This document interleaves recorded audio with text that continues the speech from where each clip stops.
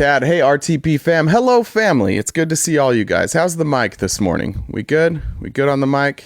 Good morning, Joe, Cootery, Money Steve, Travel Casey. Good morning. There's one of our beautiful mods. Jesse, Marky. Better. Oh, Brandy says better. Good. RGZ. Oh, good. I got a new, I got a boom arm. Look at that thing. So I can turn the mic down. It doesn't have to be so far from my face. And I think it's hopefully going to sound better than it usually does. So I'm looking forward to that. Looks like host is, oh, maybe not host yet. There's Sherwin. Sherwin, good morning. I see you in the box there, Sherwin. I don't know if you're opposition, I can bring you up. I just want to wait for the host. Sounds so much better. Hot.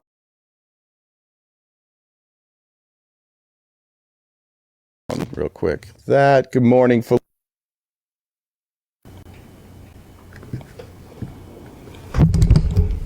Hey. Good morning, everyone. I may not be able to hear you right now. Okay. Hello, can you hear me? Plug and plug back in.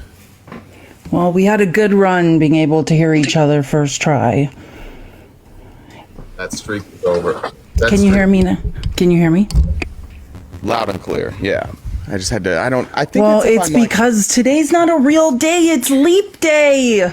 It is Leap Day. Happy Leap Day to you. Leap Day. This is only happening, guys, every 4 years. Today's a very special day full of tons of absolute BS from the House of Republicans. It's going to be amazing. I think today's one of those days where we should go through the yesterday in like reverse chronological order because it's just the House Republicans and the show that they try to put on. It's like a thing of art. I mean, but you know, opposite. It's like watching the slow motion train wreck that is the House Republicans unfold throughout the day. Like, because other people have jobs. Like, this is the job that I have, is to watch the shit show unfold like minute by minute throughout the day. And if America could see what I have to see every day, we wouldn't even have to be doing this. Like, these people would be deported from the country. Yeah, America. That's the main problem here. Let me get Discord up real quick, too. I didn't even look at that. It's also Thursday, which is, generally speaking, I think everybody can agree that the worst day of the week is Thursday. It's such a tease day. We've long said that. Yeah. By Thursday,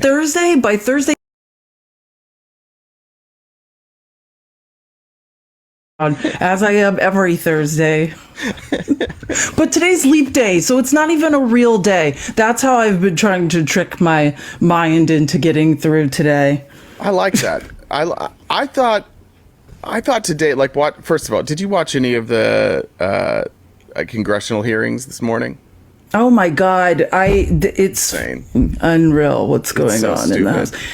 I mean, which here are you talking about? You're talking about Lloyd Austin. Yeah. I actually think that I mean, we can talk more about tomorrow when we have like clips. I actually don't even think we need clips, but I at first was like, okay, I'm annoyed about this. But then when I realized what the Senate Democrats were doing, I'm less annoyed about it, right? They took something like, it's so innocuous. Okay, Lloyd Austin had cancer. He's a proud guy and didn't want to say like, oh, I'm undergoing like a totally treatable, is it prostate cancer? I don't know. I don't know. Yeah, well, and it's very treatable. He's expected to fully recover, but he didn't say anything at first, like, which you're going through that, you're in denial. Trust me, I after I've had the experience of almost dying, I know that you just want to pretend like your work life becomes like an escape where you're just like, I'm just going to pretend like my life is not falling apart and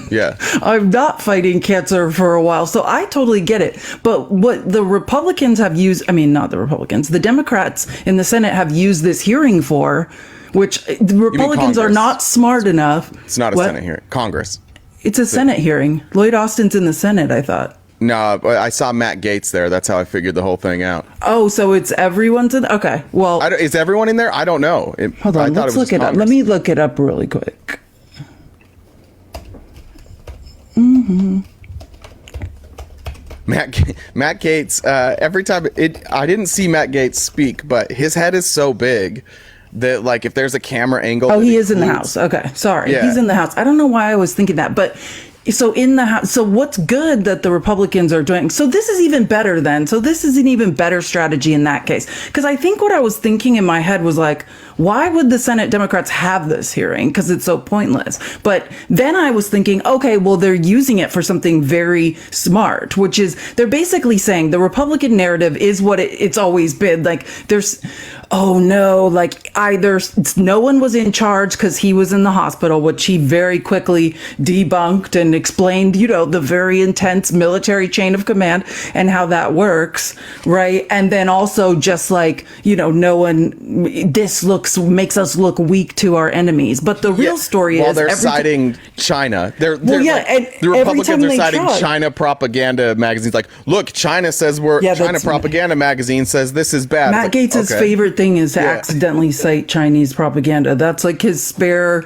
Like, do you remember when he did that to like someone, like an ex-CIA official who's like, "Are you talking about Beijing's propaganda magazine?" Yeah, I think it was I think it was. And he like Security. didn't know. He's like, "Yeah, that is Beijing's propaganda magazine that comes out every week." And he's like, "Oh."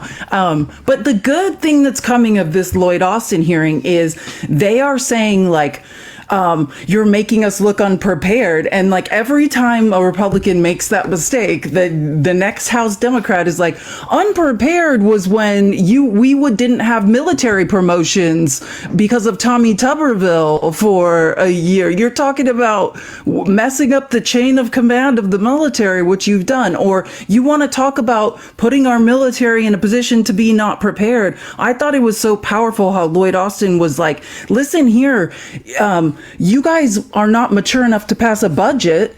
Like people don't know, you need to pass an appropriations budget so that people know they have a job for a year and we know where we're going to be as a military. Like we can't make plans because you guys won't pass a budget. So like it's just being thrown in their face over and over again. Oh, you want to talk about military preparedness? Like he was at the doctor and didn't mention it. Like let's talk about not funding the military. Let's talk about holding it, like, you know. Yeah, so I think it's worked out. We're talking about 3 days, by the way. And yeah, exactly. Lloyd 3 Austin, days. It wasn't a secret. It just wasn't publicized. Like he took care of what he needed to take care of. He had a chain of command. Like everything was fine. And they're sitting there arguing like, what does it say about our president and about this administration that for 3 days you had no contact with the president? And he's just like, that happens. Like that happens when I'm not in the hospital. Like I don't talk to the president every day. There's no need meanwhile to we talk have to the Trump who was like day. disparaging veterans, telling them he didn't want to see injured veterans anymore at events like this. And then they're talking about a 3-day period where Lloyd Austin was at a military hospital getting treatment, like going, and they have nothing. That's what surprise that was we my learned question. yesterday Why- they have nothing still. That's my question. Like, why the fuck does this hearing? Why is this hearing happening? Like, they will spend all their time, like you. Oh, I can tell you why. You astutely point out that they spend all of this time not pushing through nominees into leadership positions in the military, leaving us without leadership. And then a guy goes in for and you don't hear a peep from House Republicans. It's fine, but a guy goes in for cancer treatment, takes all the precautionary steps he needs to make sure that should something come up, we would be prepared. Keep in mind, nothing came up during those 3 days, and they're like, "We better hold a hearing. We better have a hearing about this." These are the same people that wanted treatment. This is the same people that wanted to have Raskin thrown out of Congress for wearing a headscarf when he was going through chemo. Yeah. Does anyone remember when they were going to censure him for a headscarf because his hair was falling out because he was going through chemo? These are these people. This is who, and I just want to say why this is happening. Like, because yesterday, what we need to liken yesterday today. Remember the day when we went in reverse chronological order? We went through the whole day, and it was about Margarine and her red blazer and how she thought like this was going to be the day we're impeaching Mayorkas and all this crazy stuff. That's what that is similar to what yesterday was. Yesterday was a very orchestrated, like, just as somebody that worked in advertising, that was all planned. Donald Trump instructed them to do that because why? What was going on yesterday? Did you notice how the truth is coming out about Trump? Trump doesn't have any money. Yeah. He can't pay.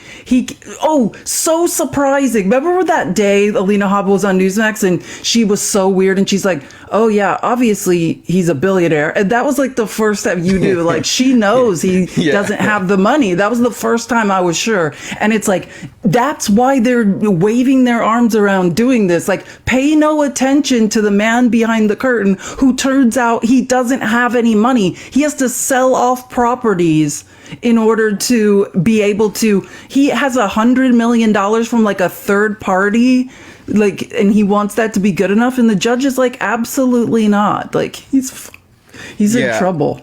The celebrations yesterday from Republicans were like, we're now at the stage where Republicans will celebrate anything. They now are celebrating that the Supreme Court is going to hear the immunity claims, which we'll get to. We will get to But that. again, ignoring the fact that this billionaire, the fund my own campaign, I don't need your money guy, like literally just he was supposed to go and, like, if he wanted to file an appeal, he had to acquire the bond, right?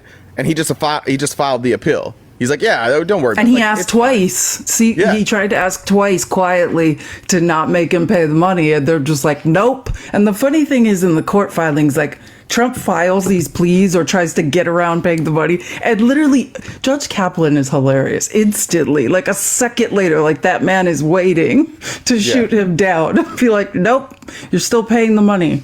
We have some early opposition today. Sorry, Sherwin, I wasn't paying attention. What's up? Welcome. You're right, man. It's all good.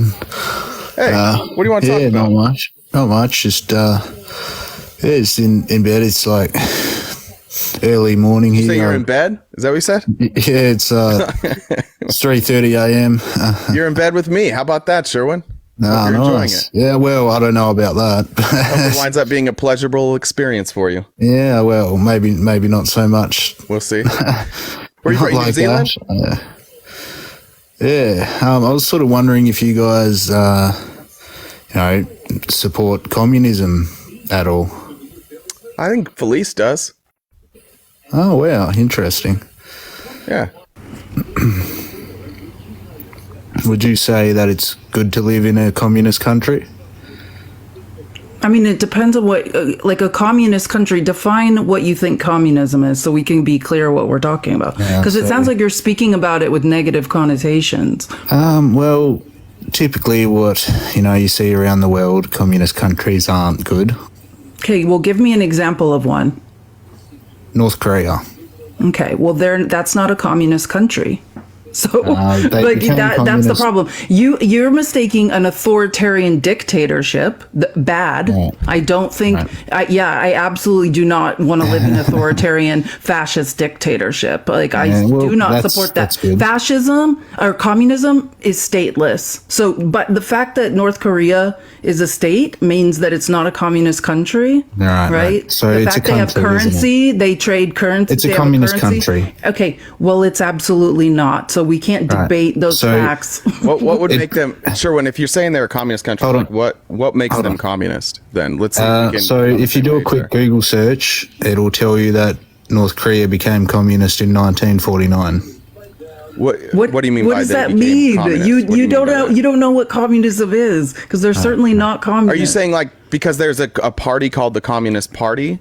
Is that what you're saying? That's what he's saying. Like that's like saying China's communist because they call themselves the Communist Party. Like it doesn't mean that a country with a communist party is going to be communist. It's absolutely not. I can call myself whatever I want. Communism is an economic system, right?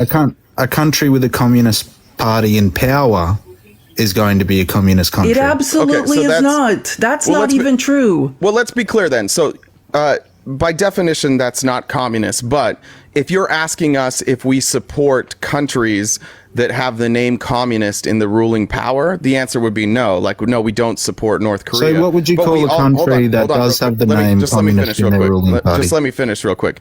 What don't we even would know say is that like them using the name communist is bastardizing what communism actually is. Right? They're not doing communism. Communism doesn't have currency. It doesn't have a state. It doesn't have classes of people. All right, So all right. Can a capitalist country have a dictator? sure. Yes. All right. So what is one capitalist country that has a dictator and not a democracy? Well, there's no. The thing is, there's actually no real like purely capitalist countries either. Like almost every country has some sort of. Hold on, semantics, Sherwin, hold on. semantics. Yeah, I know. That's Yeah, what I'm you have to saying. learn what words So mean in they order have to a mixed participate in economy. No, I don't play conversations semantics. about policy. So how about China? Yeah. So Well, how about China? has- Is China not capitalist?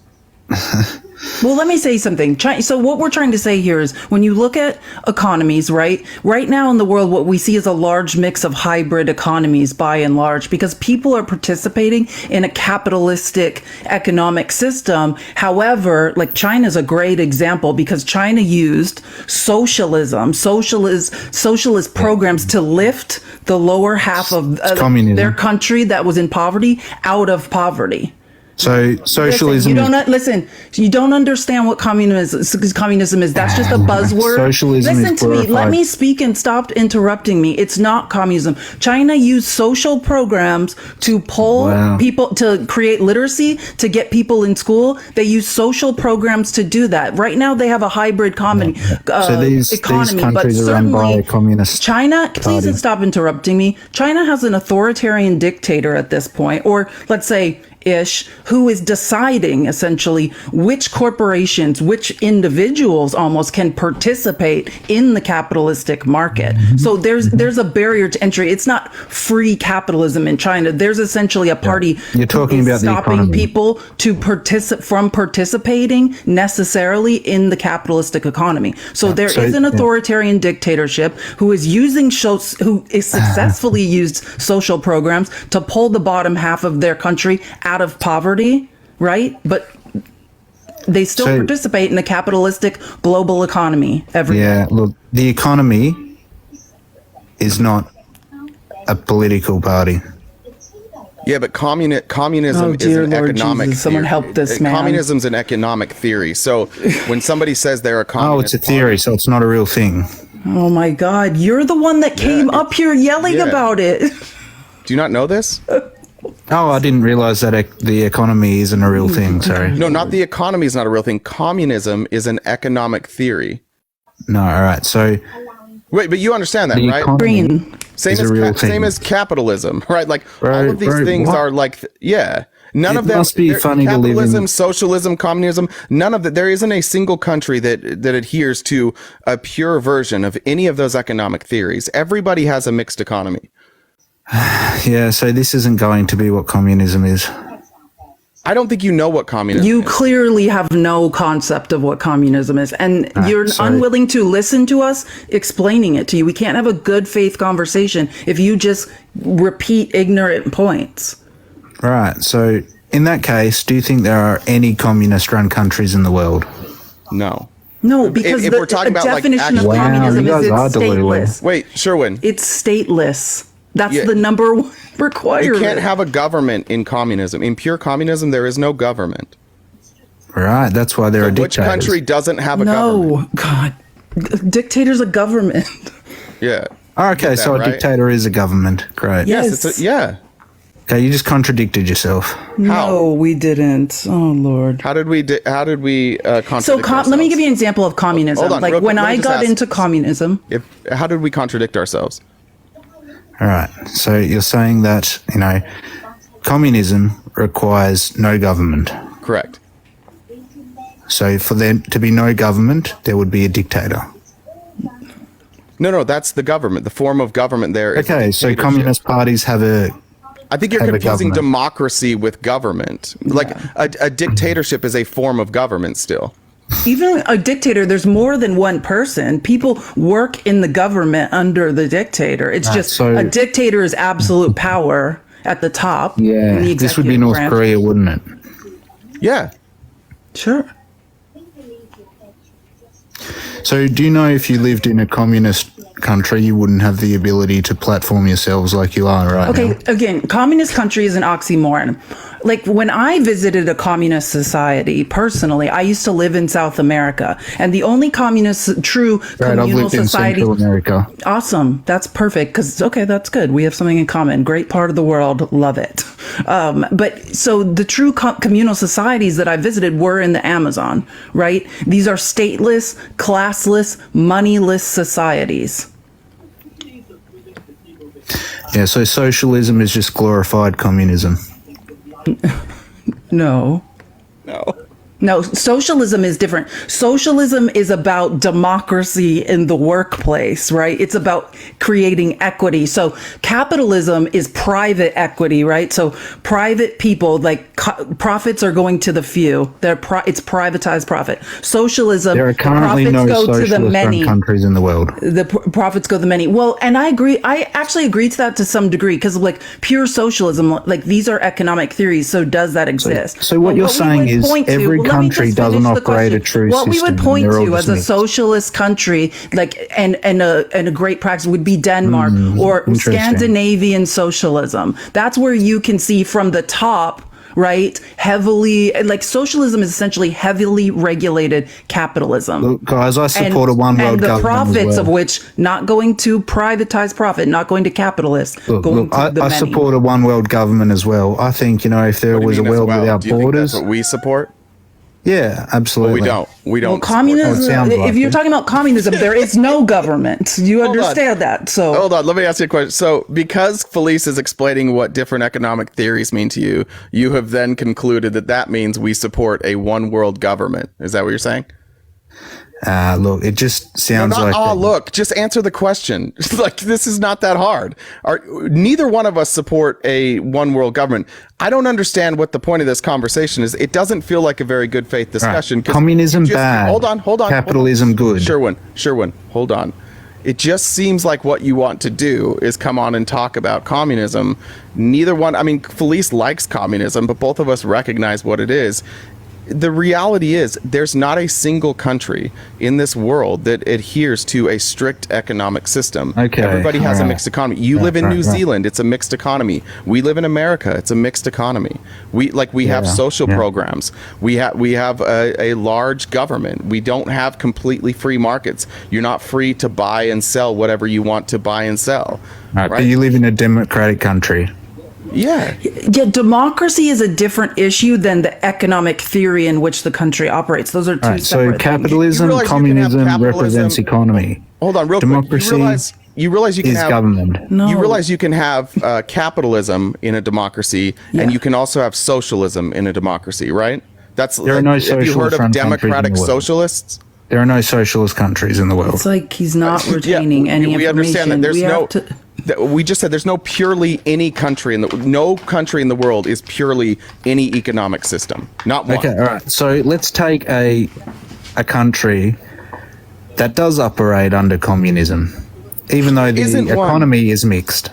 No, there isn't one that. No, communism is the economic theory. I think you're thinking of socialism. It's probably fairer to say maybe socialism. Don't put words in my mouth, please. Well, the words I'm trying to help you because they're not correct. So I'm trying to actually just help you make sense of your argument. So let's talk about a communist-run country. There aren't any. Oh, good Lord. We just said it's stateless. So just saying communist-run country is a literal oxymoron. And until we get past that... So you realize in a country there can be no states. It's almost like this is a nightmare.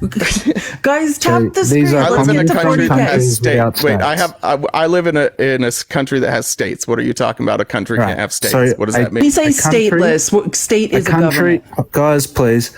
A country can be stateless but operate under communism. No. I don't think you understand what stateless means. Stateless means like there's not a form of government. Like a country can be a state. Right? It's just that we have divided countries into states or provinces. Semantics. No. Wait. there cannot be a form of government in communism. This is what I'm trying to, I need you to understand this. If you're pointing to a country and they have a form of, if they have a leader, if they have a government building, if they have taxes, if they have control over their people, that by definition cannot be communism. Right now, they can call themselves the Communist Party. They could share that. And is this communist in party? Hold on. Is this communist party in power? Hold on. They can share values with communists. They could want to be communist eventually, but until there is no government, there is no communism. Exactly. Yeah, so if this communist-run party is in power, okay, this would be a communist-run country. No, it wouldn't. They would have to remove themselves from power in order for them to be communist. But it doesn't matter. Like what I'm hearing from you is that like most of the parties, I can agree with you. Like the Chinese Communist Party, I don't think that is a system of government that I would want. So I could agree that, and if you look at the USSR when they call themselves communists, like so you're socialist. I can agree with you that many of the people who have called themselves communists, I would not advocate for the government that they set up. I agree with you there. All right. So you're socialists. You're not communists. I'm not a socialist. Can I say something? I just wanted to say to give context, like what's going on with China calling themselves the Communist Party, like outside of America and second to the spread of Christianity, the fastest spreading ideology in the world has been Marxism. Now, what to understand about Marxism and its relationship to communism is all Marxism is a critique of capitalism. It's saying, hey, I'm working and I'm giving all my profits to like one guy and he's getting richer and the rest of us are just sitting here. That's all it is. And Xi, the president of China, he was raised deeply Marxist. He is criticizing capitalism. That's where the name Chinese Communist Party comes from. It's their deep Marxist traditions of being critical of the economic theory of capitalism. It doesn't mean they don't participate in it. So there are no socialist-run countries in the world, and from my understanding, socialist, is the path to communism. Well, that understanding would be incorrect. It's just this is what people have told me. Your end result could be socialism. Those people are wrong. Then I'm willing to say that's wrong. Yeah, whoever told you that is wrong. It's not a gateway drug. You you start out like with the devil's lettuce and end up on like opiates. Like that's not how economic theory works, All right. So in a true communist country, all right, you wouldn't be able to have freedom of speech. You wouldn't be able to talk like you are right now about things. Literally would have freedom. Communism because there's no government economic. It's how goods and services are distributed. That's what economic theory is. It's about goods and services being distributed. It has nothing to do with freedom of speech. Government. It has nothing to do with freedom of speech. Sherwin, so my ancestors did not call themselves communists, but they were communists. And what they did is they settled land and they collectively, like they farmed. Without a government, you have a dictator. Hold on, Sherwin, not in the middle of my sentences. Be a little more respectful. I don't know how you guys do things in New Zealand, but most of the New Zealanders I've been around have been more respectful. And wait, nope. It's my turn. My ancestors, they took all of the stuff that they cultivated, whether it was farming, whether it was ranching, whether it was hunting, they made furniture, everything that happened in that community, they shared. There was a bishop's storehouse. They housed all the goods in the storehouse and they distributed it equally. And there was no form of government, right? I know what communism is, yeah. Well, I'm glad you know now. All right, great. I knew this from the beginning. Then why did you pretend for so long that you didn't? Perpetually wrong? Look, guys, I'm just saying it's not good to live in a communist country. We don't live in a communist country, and communist countries can't exist. Bro, We've heard you say that a million times. Country, and this is the reason why you have the freedom to be able to say what you want brother, to. What's your point? All right. Communism, bad. No freedom. You can't hear us talking. Who takes away your freedom in communism? A dictator. There's no dictators in communism. No one's in charge. Brother, you should be smarter than this. You should be. This is the silliest thing. All right. So It might be time for bed. It might be time to close those eyes, put your head down on the pillow, and maybe call it a night. And then tomorrow, maybe you read up on Marx and you figure out. No. So Marxism is not communism. It's a critique of capitalism. Correct. So I think capitalism is a good thing. Terrific. It gives everyone the chance to be able to work their way up to the top. Oh, here comes the meritocracy. Yeah. Except for immigrants. Now, what do you do? What do you do in a capitalist society? Let's say you have a capitalist society, and you wind up with one group of people that have all the wealth and they own all the labor. What do you know that there's going to be billionaires? No, I'm asking you a very specific question. I'm not asking you to change the subject. Money controls the world. Shut up. What do you do in a capitalist society when a tiny population, like a 0.01% of the population, owns the majority of the wealth? Then what do you do? All right. So in this case, there are, people who own a majority of the world's wealth. Fair enough. And, these people also... Do you think that's a good system? All right. So these people would also... Do you think that's a good system? Bro. Do you think that's a good system? It's better than communism, yeah. Well, so are there other options than just being a communist or socialist? Could you maybe insert regulations or programs that make it more equitable for everybody? Could you do that? Yeah, I think billionaires need to be... Yeah, that's what we advocate please let me finish. We advocate that capitalism not go literal socialism. You interrupt me, please. I wasn't done. Neither was I. All right, so I don't care. I was going. It wasn't your turn yet. All right. So, I think billionaires should be taxed, more, proportionally. I'm not talking about taxing. Absolutely. I'm not talking about taxing. Well, this I'm would talking fix about capitalism. giving workers more rights. Workers have rights. What do you mean? Well, we think that workers should own their own means of production. Do you think as a worker that you should own your own production? That the work that you do should be valued?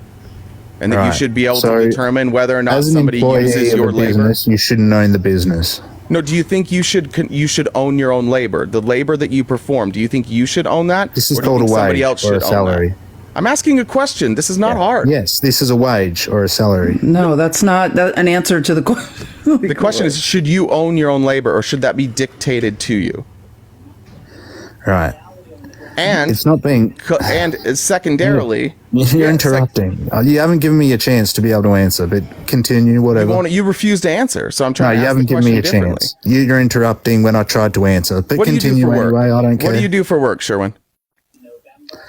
Why does that matter? Because then we can talk about our lives, and we can talk about how this works. I'm a builder. You're a builder. Okay, gotcha. Do you own your own company, or do you work for somebody else? At the moment, I work for someone else, but I plan to own my own company. Great. And if the owner of that company, let's say wherever you lived, let's say that they owned all of they got all the construction projects. They had the contract for all the construction projects, and they decided that they were going to cut your wages by 70% and that extra by 30%, and they were just going to keep that other 30%. Do you think that would you stay there at that company? Absolutely, yeah. You would stay there if they cut your wages by 30%. Yeah, I would. Okay, what if they cut it by 60%? Yep. 70. I'd find a job that hasn't cut my wages by that much. Okay, now that's a beautiful thing about capitalism, bro. Here's the question. No, not necessarily, because where you live, what if this particular employer has all the jobs? They're the only employer. I'd move to somewhere that would have a better wage. What if they say, no, you can't move? I'd say I'm moving and finding a new job somewhere else. Okay, cool. So you would be required to move, and that would cost you a bunch of money, right? No, I wouldn't be required. Now, what if we just said that you owned your own labor and that the person who owned that company wasn't allowed to cut your wages by 70% and take that? What if you were guaranteed that your labor was worth a certain amount and that in your company you had voting rights? Just everybody that works there gets a vote. Would you have a problem with that? No. Okay, that's socialism. Socialist, So you're a Sherwin, look socialist at now. this. Congratulations. Welcome Yeah, to let's to be socialism, honest. my friend. Yeah, democratizing the workplace, protecting the workers. You're a socialist. Yeah, socialism doesn't exist anywhere in the world. I don't care if it exists anywhere in the world. You are advocating for socialism. Look, bro, what I'm gonna say is the democratization of the workplace, Look, your hold ability to on. go to work and have a say on what you do with your money and what the company does. Yes, you don't get to make all the Yeah, decisions, and the but you beautiful have a thing voice. about- That is socialism. No, that's the what beautiful we're thing- advocating for. So Bro, within like you said, no capitalism, country you can runs still truly have, with one you can system, still does have it? capitalism, but you No can country runs instill truly with one things system, like okay? workers' rights and the democratization of the workplace, things like unions which protect workers. Capitalism by itself cannot go unchecked, or else a very small Let's talk percentage about the of the people billionaires. wind up Look, with why all do you the hate wealth. billionaires so much? What's that? Why do you hate billionaires so much? Let me They're thieves. just to wrap up what you guys were saying. Do you understand how hypocritical it is to originally come up here and be like, because you're scared. The reason it sounds like to me like you don't like communism is you're like dictators. But literally, the place we spend as Americans the most time every day is in the workplace or at our jobs, and it's a Beautiful literal dictator. capitalism, isn't It's it? a Very literal beautiful. dictate. It's a literal thing. dictatorship. So Beautiful thing, you have a problem with capitalism, yeah. countries being dictatorships. Okay, but you you don't have realize a that problem a being business in a isn't a dictatorship billionaire. every single day of your life. All right. Do you see So, the hypocrisy? Please. A business, they're not billionaires. The business I work for don't own billions of dollars. What it defines a dictator. It's about I don't know what you're control. talking about. Businesses You're not are making any dictatorships. The few collect all the profit, right? Workers create a surplus. Create a surplus. Give that profit to the capitalists at the top of the pyramid and make them rich. That's a dictatorship. If you don't have a say, if you can't come to work, if you're sick too many times, you don't have any protection or recourse, you can be fired at any moment. That's what we're saying. Socialism is about protecting the worker, giving the worker rights. You're going to find that, you wouldn't be no better off under socialism. Look, You're going to capitalism is not find perfect. you're just learning what it is. Well, Capitalism is not. wait, but I'm hold going on. to say this. If you look at the Capitalism countries is- look, I'm not- look at the countries where people are doing the best, where they're the healthiest, where they're the happiest, where Yes. they feel like they have the most freedom. These are mostly societies where they have Sweden is a democratic where they have run country with democratic a- socialism. Capitalist country. Well, most of the countries where people are the happiest, the healthiest, living the longest, being able to retire the earliest, those are countries that their government or their economic structure is democratic socialism. Yeah, Sweden. So Sweden would. Yeah. We like mixed economies. We like a mix between country. capitalism and socialism. We think that you need to strike a balance. The problem that we have with this argument Capitalist most of the country. time is that people like yourself think that you have two options: capitalism or socialism. We disagree. capitalism We or think there communism. there are varying degrees across the board where you can intermix capitalism and socialism. Socialism is simply there to Yeah, it's communism, isn't it? prevent capitalism from getting out of control. Like in our country, I don't know if you know this, in the United States, there was no income tax. But the first time we placed an income tax on anybody, you know who it was? The elite class. It was a 1% tax on people like the Rockefellers because they were hoarding Yeah, I too know all much about the money. Rockefellers, Our initial, Rothschilds. yeah, no, not absolutely. Rothschilds. Wrong conspiracy theory. I'm sorry.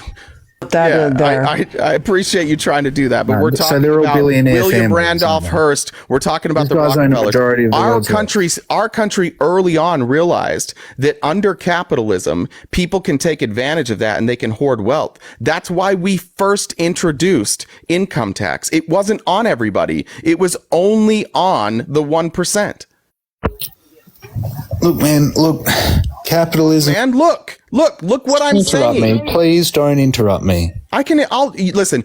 Every time Felice opens her mouth, you interrupt her. So you can shut the fuck up forever Don't about being abuse me interrupted now, until please. you learn to be respectful. I will Don't cut you abuse off me. every goddamn time until you learn to be respectful. Yeah, look, don't abuse me. Shut the fuck up. Quit crying. You sit there and interrupt Felice all day and then, don't abuse me. Don't interrupt me. Toughen up, sweetheart. Can you be an Toughen adult up. and have a mature No, conversation? toughen up, Sherwin. You Have a don't like it mature when people adult interrupt you? conversation. You don't like it when you're interrupted? Don't do it to other people. All right. How about that? It's better to treat people the way that you would like to be apologize to treated. police for interrupting, and then I'll stop sorry, interrupting police. you. It's better to treat people Thank the way you. that Go you ahead. would like to be treated and not how people treat you. Would you agree? I think we're all getting really close now. ahead, I Sherwin. feel closer to you guys. Okay, let's go. So, Sorry, Felice. Or not Felice. Sorry, Jeff. capitalism is not perfect, but it is the best system that we have. Why can't we have a mixed system? Socialism, okay, Why can't we have a mixed system? because it won't work. It literally everybody has a mixed system. That's what America has. That's what New Zealand has. Literally, if you're saying, literally why can't we have nobody this? has a system that isn't mixed. So what do you mean it's not going to work? All right, so if you're saying why can't we have this, but we already have it, you're contradicting yourself. Exactly, because it already exists, and you're saying we can't have it. It won't work. It's working everywhere. This is what everybody's doing. What are you talking about? Great, and look how What great the country- world is what at the moment. country in this world look how is great the world strictly is capitalist? operating at the Name moment. one country that has a strictly capitalist Yeah, economic look, we live in a economic perfect structure. world, don't we? Just It must one. be nice to think Just that we one. live in a perfect world. Just one. Just Yeah, name one country that has a purely capitalistic economy. Just one. It should be easy. Costa Rica. Yeah, that's a no. Incorrect. Pura try Vida, again. though. Pura Vida. Is that where you live? Pura Vida. Pura Vida. Pure yeah. life. Yes, you know, because you lived in Central America. See, we're connecting, Sherwin. Look, capitalism is not perfect, We but know. it can be. It is the best system, though. No, it's not. The best system is a mixed system. All right, no countries operate under socialism. I agree. And no countries operate under capitalism. Except for every country that is capitalist. No, they have mixed. They have mixed economies. Yeah, because think of it this way. If there was pure free market capitalism, that would be like the purge, right? Like that's what it's what you hear Peter Thiel talk about, like the billionaires. They literally want deregulated free market capitalism would be a very scary place to be. It's the checks and balances, like you said, that you believe should happen. Like that's the socialism. That's what Marx was saying was, hey, capitalism promised freedom, liberty, equality, all of this. It didn't turn out. We need to look at why not and put in place a few checks and balances. That's what we are saying. Yep, the person who trades liberty for safety deserves neither. And Cool quote, bro. That's not relevant to anything we're talking about. all right, so I think I have liberty. I have What does freedom. liberty and safety have to do with capitalism and socialism?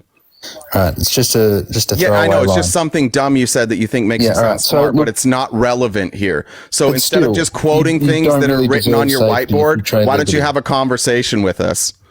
All right, let's have a conversation. Okay, great. Stop quoting dumb shit that's not relevant then. That'll be Right, terrific. but still, if you do that, you don't really deserve safety. If you do what? Trade liberty. We're not trading liberty. They all want the purge. They're just Who's trading waiting liberty? for it? Look, The liberty to what? To hoard wealth? Is that what you're saying? all right. So, do you think? No, there are is no- that what you're saying? I keep asking No, you that's questions not and what I'm saying. you won't answer them. What liberty are we trading? All right. So I spoke right. to someone who said, No, me. they think, You're talking to me. What liberty are we trading? What are we advocating Well, trading? Look. spoke The to- question I'm asking you is, Man, you what can't liberty let me are talk. Felice and I advocating trading? You're not letting me talk. Because you won't answer the question. So You I'm haven't going to given cut me a you off chance. when you're not answering it. What liberty are Felice and I advocating trading? Well, I don't know about what you're advocating for trading. Exactly. So why are you saying that then? All right, because your original question was what liberties are being traded, not about you guys. Okay, what liberties are being advocating for traded? trading liberties. Okay, what liberties are being traded? Well, I spoke to someone earlier today that thought that the school curriculum is a trade of liberty because I don't care you're who you not spoke able to earlier. You're speaking to me now. Don't use hypothetical. this was a very dumb thing that I don't someone care said. what other people say. Some people are dumb. Let's have a conversation, me and you. What liberties are we trading? The beautiful thing is we're not trading any liberties. Okay, well then what are you talking about?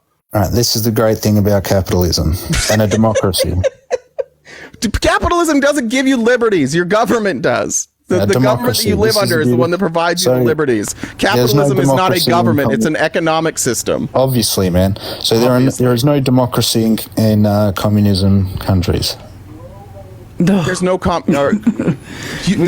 is the dumbest conversation I think. Yeah, let me try one more time. So democracy exists in a country outside of whatever economic system. So capitalism could have an authoritarian dictatorship, or it could be democratic. Both things could exist, right? Economic systems are not about whether or not people have a vote. Yeah, so in communist-run countries, nobody has a vote. Dope. Anything else you want to cover today?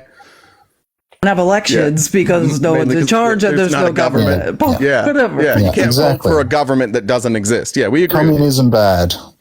Cool. Anything else? Democracy and capitalism good. Look, I think. Cool. Anything else? Yeah. So. What? You know, in Australia, in America, these countries are good. Cool. Look, I guess what I'm saying is communism bad. Tap the screen, guys. Let's get to 60K. America, tap, good. work That's those your fingers. Point? That was the point. Yeah, communism bad. That's what we started. It's like we didn't. It's Sherwin, you did you learn anything today, or hell no?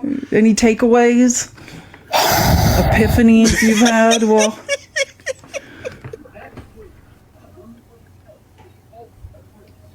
How's it going, pal? Things going pretty good. Yeah, look, I took away I'm just gonna wait until you're done. Floor is yours, Sherwin. The floor is yours. So what I'm taking away from this is you guys don't think that any system runs completely how it says it does. Correct. No, not how it says it does. We're saying that no country operates on a pure economic system like socialism or capitalism. None of them do, which is why when we've asked you for examples, you named none, because there aren't any. And I don't know that you would know anyways, but there aren't any. All right. Yeah. So it must be nice to live in the world that you guys do. Yeah, honestly, reality. It is very nice to live in reality. It's a beautiful thing. And listen, you are welcome to join us here in reality at any time. Bro, you're being very disingenuous. Please. No, I'm being condescending. I'm being being very honest with you. This is not disingenuous. Man, I actually think that you don't live in reality. What I'm being is condescending. You don't seem very capable of having an adult, mature conversation. You don't seem capable of understanding what words mean, and therefore it's impossible to have a conversation with you. So now what happens is I get frustrated and I start making fun of you instead. I have a thought. Here's my thought. Like, I think what we could learn from this conversation that's really important is that when a political party, right? Like, if we elect someone who's part of, say, a communist party, that's what the party's called, and they're elected. Okay, now they might want to then, I'm part of a communist party. There's different ideas I have about exchanging goods and services, right? And I'm going to put them in play. So there are still checks and balances. That doesn't mean everyone in the country became a communist instantly. There are still other parties and other checks and balances in the government that are going to balance that out. It's just that, okay, like, here's some ideas and some different types of policies we want to put into action. Like, for instance, if I was part of a socialist party and I got into office, there's still a bunch of capitalists opposing me, but I would say I want to incentivize and create more co-ops. That would be one of my goals. Create more co-ops instead of just capitalistic businesses. It doesn't mean everybody in the country is a socialist. It doesn't mean we only have socialist policies. It just means, hey, I want to create more co-ops. You guys heard of the partnership between private and public, sectors? Have we heard of, let me just make sure I got this question right. Corporations working together? Have we heard of the partnership between private and public corporations that we said? I didn't say corporations. Don't put words in my mouth. What did you say? So have you heard of the partnership between public and private sectors? And, in the I've heard of, education yeah, that system as happened. well. Yeah, I've heard that happen. Yeah. In the education, Like in America, most of our military equipment is made in the private sector, but obviously we use it. Our government's the one that uses it, right? Yeah, we do that. Yeah, look, I think that both sectors can get along and cooperate. Yeah, we agree. Well, when you're talking about education, are you kind of going towards you would like what, school choice? Is that what? I like. I went to a public-private school.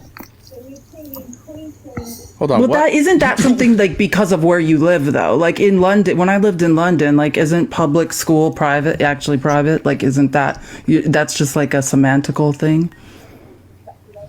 No, so it was a partnership between public and private education systems.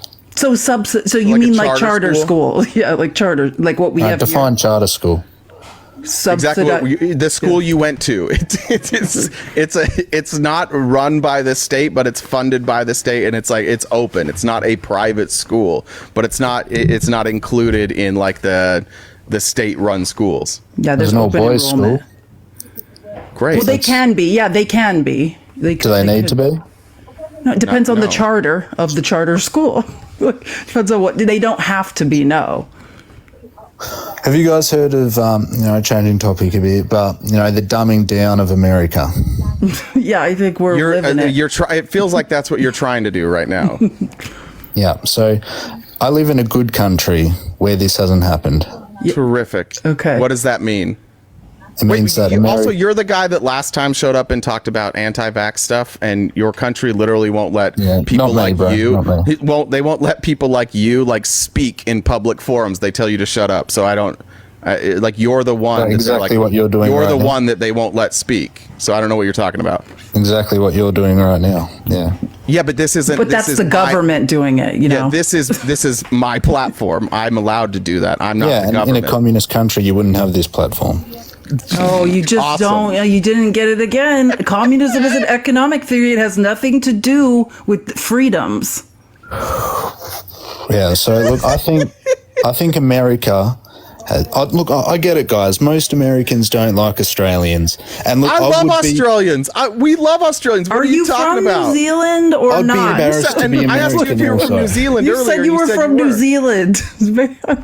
But I'd be embarrassed to be American as well. So I get it. I get what it's like for you guys. You should be embarrassed to be you. That's the only thing you should be embarrassed. No, I'd be embarrassed to live in however long America. here, like you have walked yourself into knots. You should only be embarrassed about being you. Don't put this on Australia. Don't put it on New Zealand, wherever you're from. But You live in a- should be why are you embarrassed about the insulting things us, that you're Sherwin? saying. I thought we were moving towards being friends. Socially, Why are you getting thought so we're moving angry now? towards social. Oh well, okay. So the good thing about capitalism is that everyone has a chance to work their way up to the top and to able to make change. No, they don't. You got to they know do. that that's not No, because statistically in capitalism, true. you have to acquire capital, and not There's everybody finite can acquire resources. capital. You don't even know what capitalism is. You're thinking of just like economic freedom, the ability to make choices, and you're confusing that with capitalism. But capitalism requires Stop putting words in my mouth, capital. please. Please stop putting words in my mouth. No, I'm not putting words in your mouth. I'm teaching you new words because you don't know what Disingenuous, words bro. You're being mean. No, not disingenuous. disingenuous. Again, You are. I'm not being disingenuous. I'm mocking you. There's being nothing disingenuous. I'm being very forthright with you. I'm giving you my exact thoughts. And my exact thoughts are, you don't know what words mean. That's not disingenuous. That's you're as being honest very and straightforward disingenuous, as I bro. could possibly be. I can tell that you're part of the dumbing down of America. And it's You very are not sad. smarter than me. You shouldn't call other people Look, dumb. bro, when you don't know ability what words exceeds mean. expectations. What does disingenuous mean? Ability exceeds What does expectations, disingenuous okay? mean? All right. Use What does your brain, disingenuous please. mean? Please use your brain. What does disingenuous mean? Please use your brain. Oh no, have they been doing the dumbing down of Australia? Please use your brain. Are you a victim of the dumbing down of Australia? Please prove to me that you're. Prove to me All right, that you're Sherwin, it was really nice talking to you, man. Have a good day. capable of having. All right, have a terrific day. That was really fun. Thought I was becoming friends with him. Why'd you let him go? I was going to change him. Well, we both know he'll be in your DMs, so you'll have a second I was going to change. I was going to fix you, Sherwin. That was fun. Sherwin from New Zealand, Australia. Yeah, I wasn't sure. It sounded like a New Zealand accent to me. I'm not an expert, but that sounded New Zealand to me. What do you guys think, New Zealand or Australia? He gave us 2 answers. I think he's probably Australian. I do appreciate that he calls us when he's in bed, though. I liked that. That's the best part about the internet. The weird place you can have business meetings. Yeah, so no, that was good time, Sherwin. Come back and see us. I feel like we really were getting somewhere. But yeah, like it just does bother me. Like I think everybody in America, like most of us probably listening are in America, but we're all acutely aware of the dire situation we're in here in America. I absolutely do think the public education system, but moreover, the American government has failed people. I don't think it's something to make fun of. It's definitely something we have to endeavor to change. But I will always, as a teacher, say like, the largest percentage of information that I have learned, I have taught to myself from amazing resources like TikTok. Like anybody at any time can get a free education. Like it's never too late to start. Isn't that what we're all doing here right now? Like educating ourselves? When life hands you lemons, make lemonade. Yeah. I think he just has a quote board. I think that's what he reads. Oh, he did. I was going to say, what's that guy's name? Do you remember the movie Rookie of the Year where the kid broke his arm? Okay. What's the guy who was the pitcher's name and now Chet Steadman. Yeah, but yes, Chet Steadman. But what's his real name? Gary Busey. Gary Busey. Okay, yes. So you know Gary Busey has all these weird acronyms and like phrases he has on tap and just starts. That's what I couldn't remember his name. Rookie of the Year is like one of my favorite movies. I want to talk about sausage. I love how that it's made. movie. We have so many things to go over though, so let's not waste time because I have so many amazing, shameful clips to play for you guys of the House Republicans. So, Sherwin, you hurt my feelings. I'm gonna work through it throughout the day, but I'll expect your apology in my inbox. That will never come. Oh, I have something so funny. So before we get into the House Republican shit show from yesterday, I just have to play 2 clips I never got to play. One from my number one, if I was religious, my God is Simon Rosenberg, like one of the most intelligent political strategists in the world. And he was giving a commentary after the South Carolina primary that you guys have to hear. So I'll play that. Then I'm going to play and one more clip from a political strategist, and then we'll move on to even funnier things. He is underperforming now in 4 states consistently. He's spending more money than he's taking in right now, which is a terrifying thing for a candidate at this point in an election. His party is broke. They're replacing the leadership in what is becoming a very controversial and debilitating process at the RNC. We've had dozens of party leaders all across the country indicted in the effort to overturn the election who played critical roles in Trump's reelection in 2020. The Republicans in the House are abandoning ship and leaving and retiring in unprecedented numbers. He's losing all his, he's getting crushed in court, as you talk about all the time, and, suggesting that he's going to have another few months of really bad outcomes ahead of him. When you look at all that together, right? Yes, you can look at a few polls where he's doing well. There's lots of polls showing Biden doing well. But when you assess it as a political strategist who's been through elections, the warning signs for Donald Trump on the Republican side, they are blinking very loud. They're making very loud noises. This guy's a troubled candidate, and he's positioned himself too far to the right. He's pushing away, middle voters that he needs to gain more votes. And the fact that we've seen repeatedly now in all 3 of these states, and we're not going to have this data in Michigan because there weren't exit polls tonight, we've seen that a substantial chunk of Haley voters are not just open to voting against him. They're open to voting for Joe Biden. And we haven't seen polling like that where people, a big chunk, it's different numbers, but it's, 40% of Haley voters in Iowa, over 50% in South Carolina have said they're open to voting for the candidate on the other side. The last time we saw data like that was in the 1984 election. It's been 40 years that we've seen some kind of potential for a significant crossover. So when I add all this up, right, Joe Biden is a good president. The Democratic Party is strong, winning elections all across the country. The Republican Party is broken and positioned themselves far more extreme and dangerous than they were, in all these elections that they've been losing. I would much rather be us than them as we hurtle, deeper into 2024. Yeah, that man, you guys just don't know how smart Simon Rosenberg is, but so well said, so palatable. Well, look, with all due respect, I agree with you. Simon Rosenberg is brilliant. I seem to remember somebody else last week saying this may be the biggest blowout election since Ronald Reagan. You did say that. Yeah. You did say that. I do. That was a bold statement. When you said it, I was like, oh, hope he doesn't regret it. But yes, you did say that. And I do agree. Like, when you really when you look at it, like, what I like about Simon Rosenberg, like, he's just been in the game so long. He could speak about all this stuff so emotionless. Like, I endeavor to be the way that Simon Rosenberg, like, can just go through a day of politics and have no emotion and just say, here's where we are, like, on the battlefield. But yeah, like, the dangerous thing that Trump overestimated, what I'm realizing now in real time is, like, Trump's value was that he was riding that same line Biden does, the same line Gavin Newsom, you know what I mean? He was a neocon, neolib hovering there. He wasn't detrimental to women, and that calculation to move so far to the right when he felt threatened, when he felt like people were coming after him, that was the miscalculation. He has alienated too many people. You can't win a general without the middle. Yeah.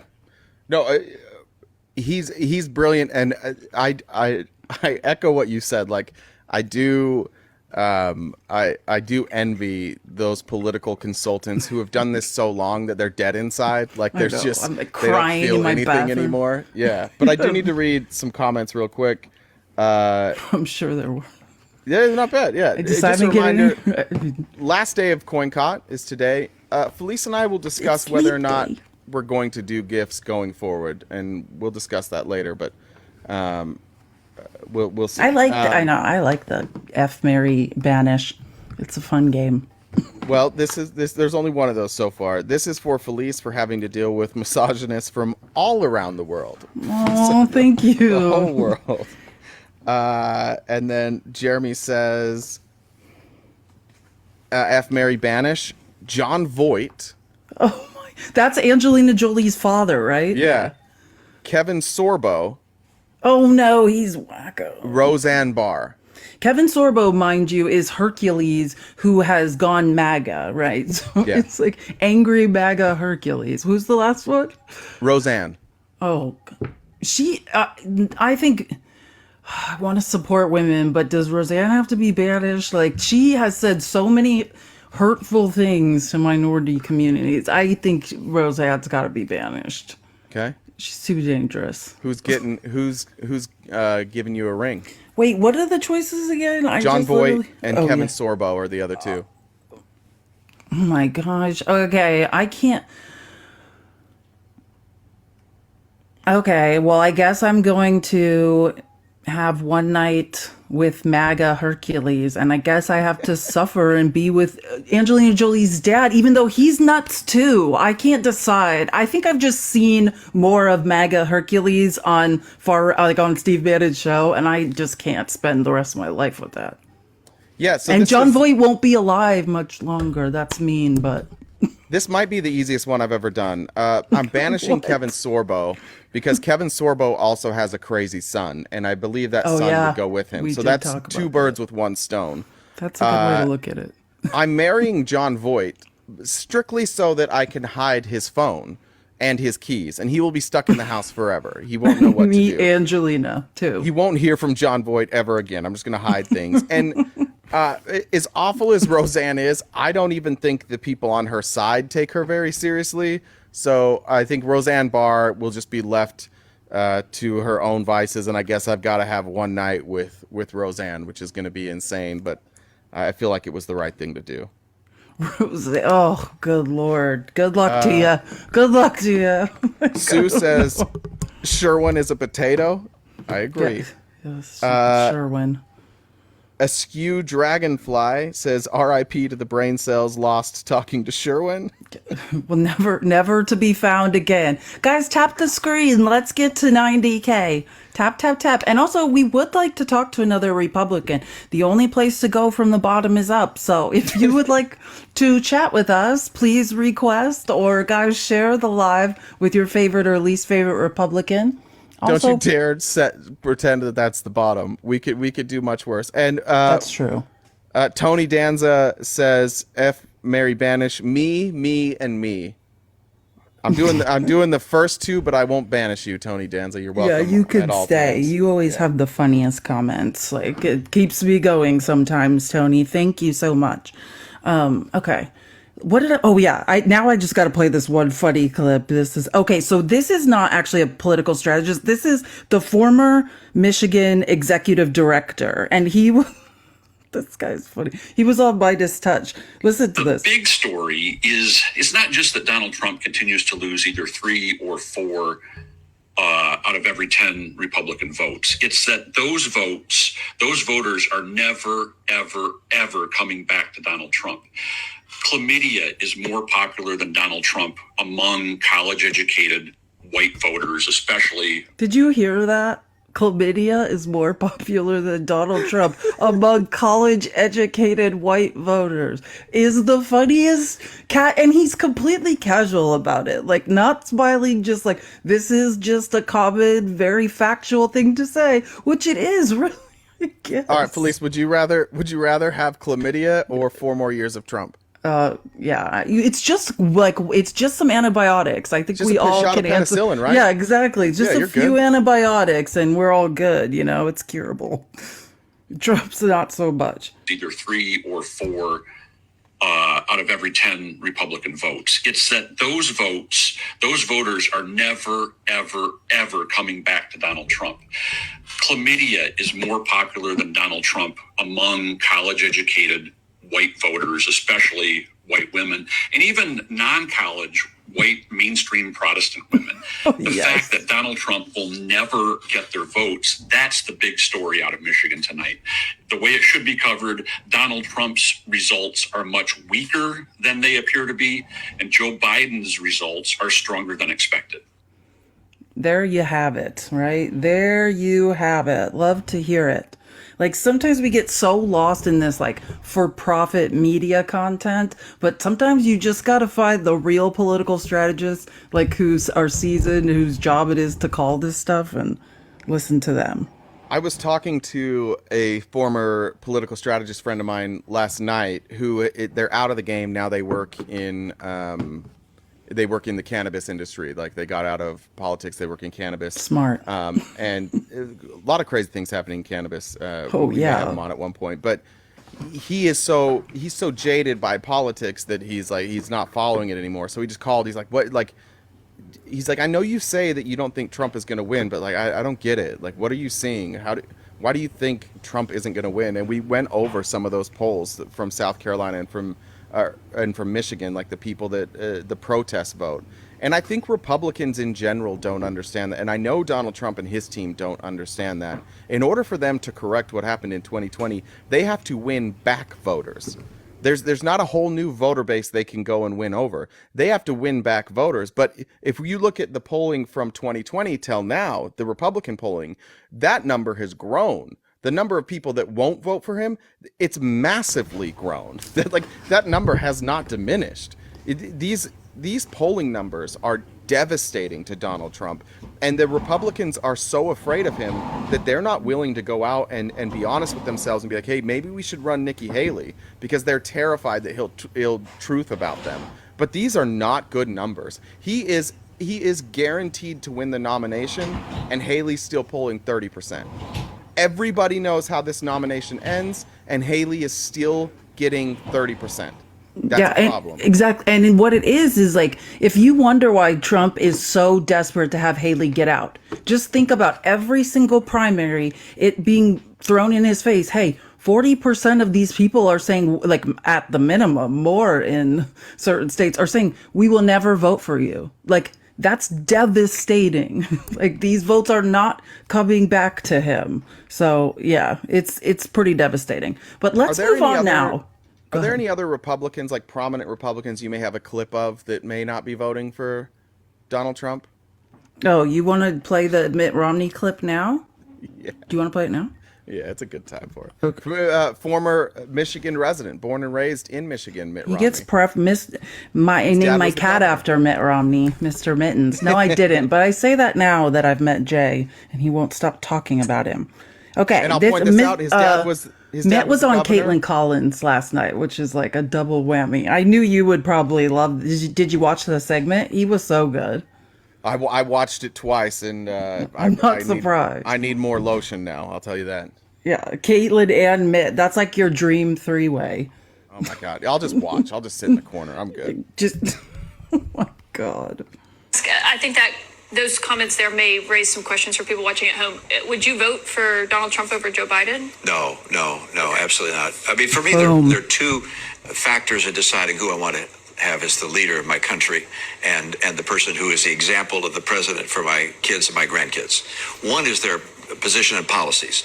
And on foreign policy, I'm not aligned with Donald Trump, at least as I understand his policy. On domestic policy, yeah, I align with many of his domestic policies. But there's another dimension besides policy, and that's character. And I think what America is as a nation, what has allowed us to be the most powerful nation on earth and the leader of the earth, is the character of the people who have been our leaders, past presidents, but also mothers, fathers, church leaders, university presidents, and so forth. Having a president who is so defaulted of character would have an enormous impact on the character of America. And for me, that's the primary consideration. So yeah, Mitt Romney announced last night that he would never vote for Trump, basically, over Biden on CNN. Like, it was kind of a big deal. Well, and that's a change. In 2020, he didn't vote for Trump in 2020. He wrote in his wife's name. But in his book, he says he feels he will be obligated to vote for Biden this time around. It's like basically what we're seeing, I think, when I think about it, is the old guard, and I'm including Mitch McConnell. Like, all these guys are in the same camp. The neocons, neo-libs, middle of the country. These people, I mean, they disagree on certain things, but by and large, you know, they are entrenched together, and they are saying, like, well, you heard it in McConnell's speech, which we'll play some of it, but like, they get it. Like, know when to get when the getting's good. And that's why you're seeing this mass exodus. Like, when this government falls apart, I mean, it's already the most unsuccessful Congress of all time. But when it gets worse, these people do not want to be there. Yeah, Steve Antioch there brings up a good point. Like, it's too bad Romney was such a proponent of Citizens United. I agree with that. And I agree with a lot of. It's a shame I was a proponent of Citizens United. Yeah, frankly. And he's damaged women immeasurably. Yeah, like, I mean, like, I know you love him, but as a woman, like, it's Mitt Romney's not it. But right. What has happened now, like, think how the Overton window has moved. I previously, like I said, I respect John McCain. I respect what he's done, but has he done anything for me, for women, for minorities? No, but like, now what we're seeing is the disillusion of democracy. Like, I can agree with Mitt or disagree with Mitt Romney or with John McCain inside the bounds of, like, democracy exists. Now we're looking at someone trying to literally rip down democracy. So now we are in the same boat. If you ever told me that on some issues I'd be thinking, oh, Mitch McConnell's making some sense, I could never have seen a world where we are where we are. But desperate times call for desperate measures. The enemy of my enemy in some ways becomes my friend. And as a bit of a criticism to the left, like, I think what we see out of Mitch McConnell now and Mitt Romney specifically is that maybe sometimes on our side we go too far with the rhetoric too, and it loses its impact. And I think that obviously Donald Trump is who he is, and obviously it's not the left's fault that Donald Trump is who he is, but some of the messaging that we're trying to get across in that he's an actual fascist is difficult to get across to Republicans when they've been hearing that about people like Mitt Romney and John McCain and George Bush, right? Like, for far too long, in politics, we demonized people rather than like actually attacking their positions. And I think that's important, especially going forward, and specifically with Donald Trump, that when we attack people from the other side, it's important that we attack their positions and not necessarily join in on being hyperbolic. Because it is really difficult, as somebody who's talking to Republicans all the time, to convince them that this is fascism when they've just learned to tune that out. Because we've called everybody a fascist for decades. Like, we do need to be a little better with our messaging. But I think when Trump is gone, I think the nation takes a collective sigh of relief, and we can get back to some normalcy where we're arguing about like policies. We're arguing about the direction of the country, but what we're no longer arguing about is whether or not it's okay for a president to try and overthrow the government when they lose an election. I think hopefully we're not arguing about that anymore. Okay, I'm just gonna disagree. I just feel like, and I think this is my position, like as a woman, probably more maybe coming from me as a woman and a minority, but like fascism's not a light switch, and we can't discount the 17 years that Mitch McConnell has been ahead of the Senate and the damage, the deaths, the unalivings that we can attribute to his policy specifically. Like, the assault on women is fascism. I mean, that is what it is. And it's slow over time.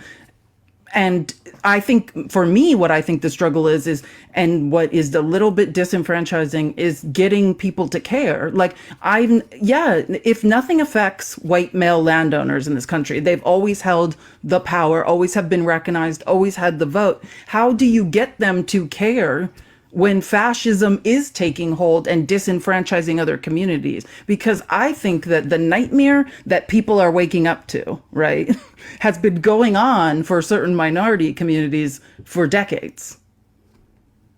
Yeah, I agree with that. And maybe I probably wasn't super clear on it. What I was trying to say is, I think it's important, like you just pointed out, that like the attack on women is fascism, but focusing on why that, like, making the argument, explaining why that fits into the definition of fascism, rather than just wholesale calling people fascists for literally everything they do. I think that was the point I was trying to make. I probably did a bad job, but just I think fascism's becoming forward, like communism.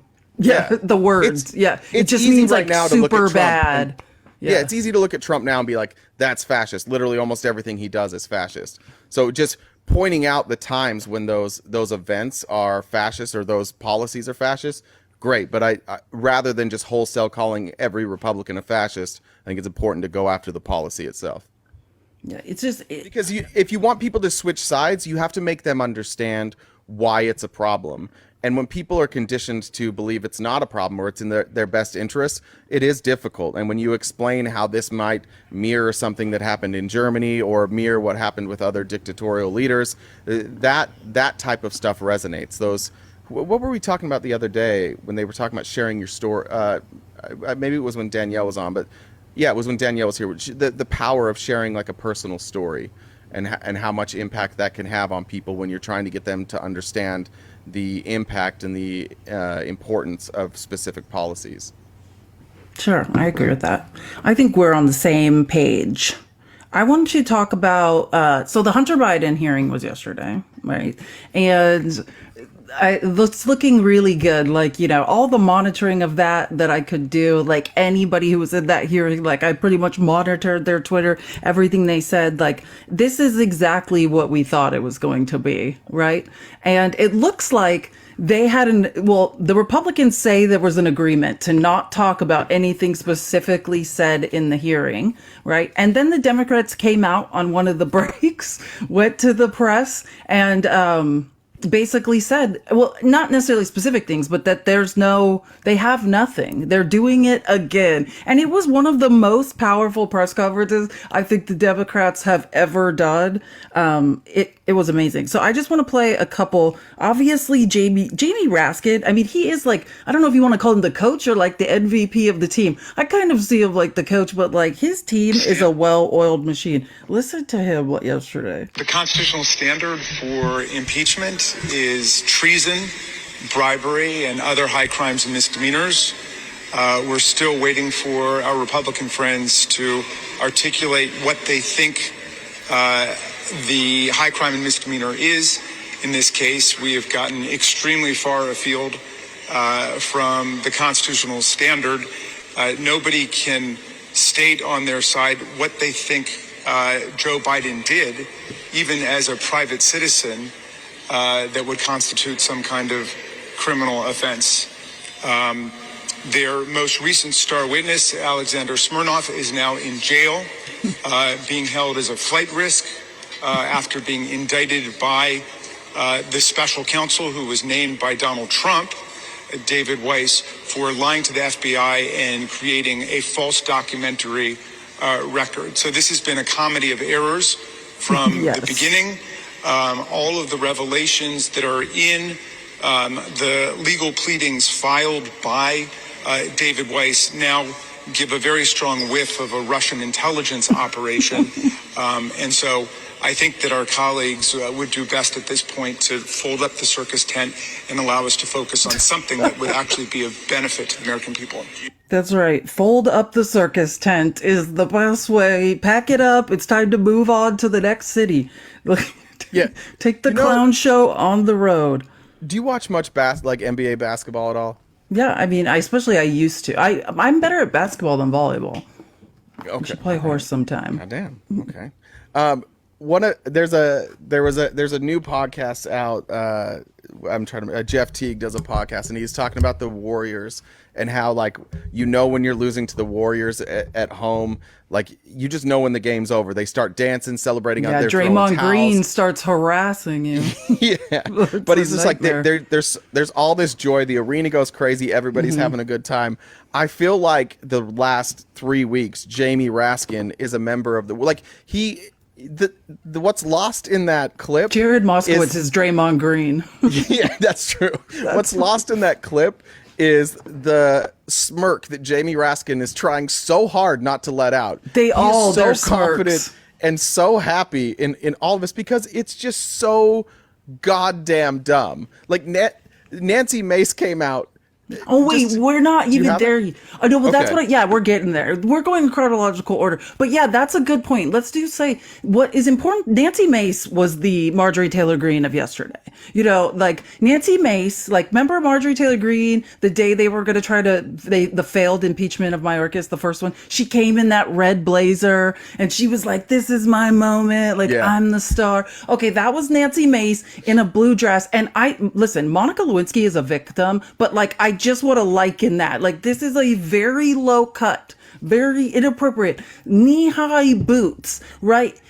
Way too, so much makeup on. Like, this was her moment. She's like, exactly. You could fix her, especially since her fail. She claimed she was getting married and then that guy disappeared. Like, is he gone? Whoa, yeah, he's gone. She's single? Yeah, I gotta think run for so. Or Congress. yeah, she's not engaged anymore. Yeah, you can get in there. You can really change her. For sure. No, so she was like, this is my day. I'm going to get media appearances. I'm going to make a big deal. And it's really important what you said, because like, imagine literally like 30 Democrats, and these are mostly lawyers, former federal prosecutors and prosecutors, standing together with these smirks on their faces after the first break of this hearing, because they know they have nothing.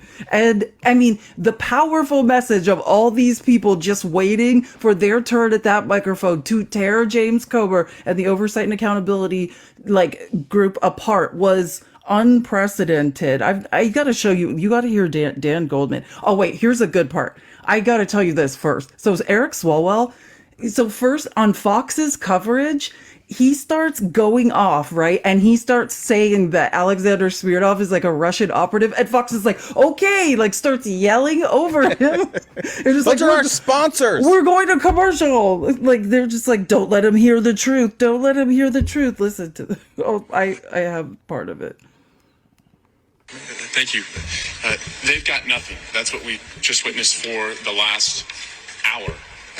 One of their witnesses has been indicted for working with Russian intelligence. Another witness All right. has been indicted. We're going to pull away from there. You saw that this is the oversight committee, obviously. Okay, so that's Fox. They're like, all right, we gotta go. immediately, when they We gotta go. realized like what they were going to say, they're like, oh no, we can't let our listeners hear the truth of the situation that this man's a Russian spy that's in prison because he was going to try to flee the country. So this is what he was going to say. You said though. that was He That was Goldman, right?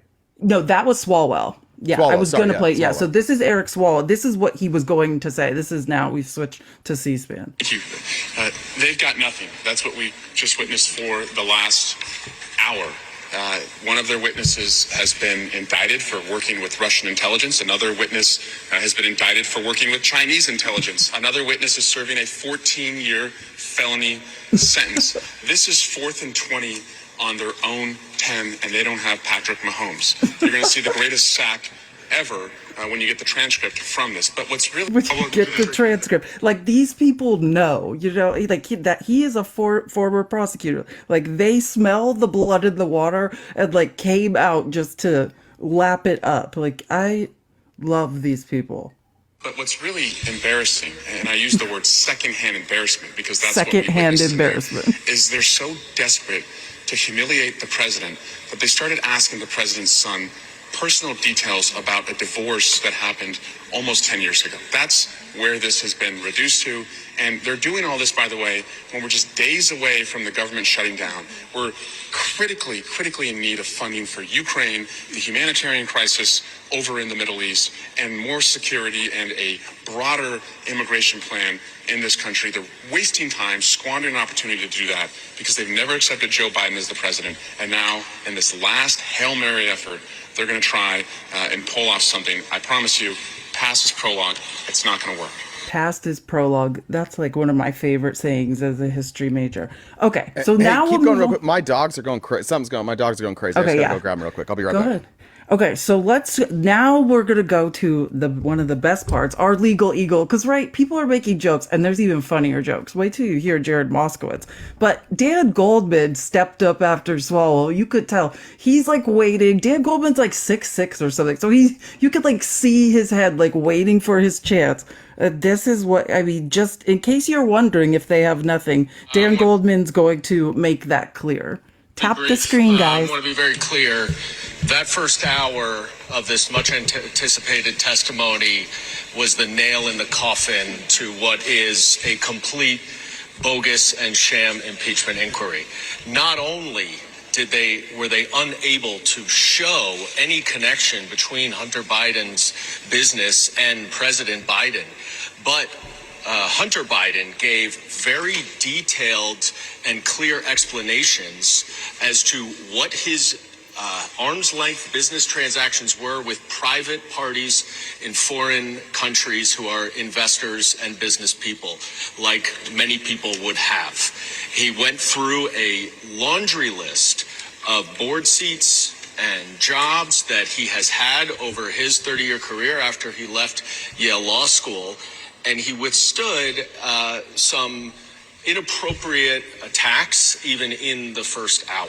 So it is not simply there's no connection to the president, which we've known all along and which was made clear again, but there is a very understandable, coherent business explanation for every single thing that they asked for. I mean, the case closed. Like, did we hear it? Did I not say he's gonna go in there late? I mean, Hunter Biden said it. Like, he feels awful for the position he's put his father in, and he's going to go in there, be as honest as possible, and correct the record. I cannot wait. I'm about to frame this transcript when it comes out. So, and just to be clear about the transcript, Be your bedtime story every night.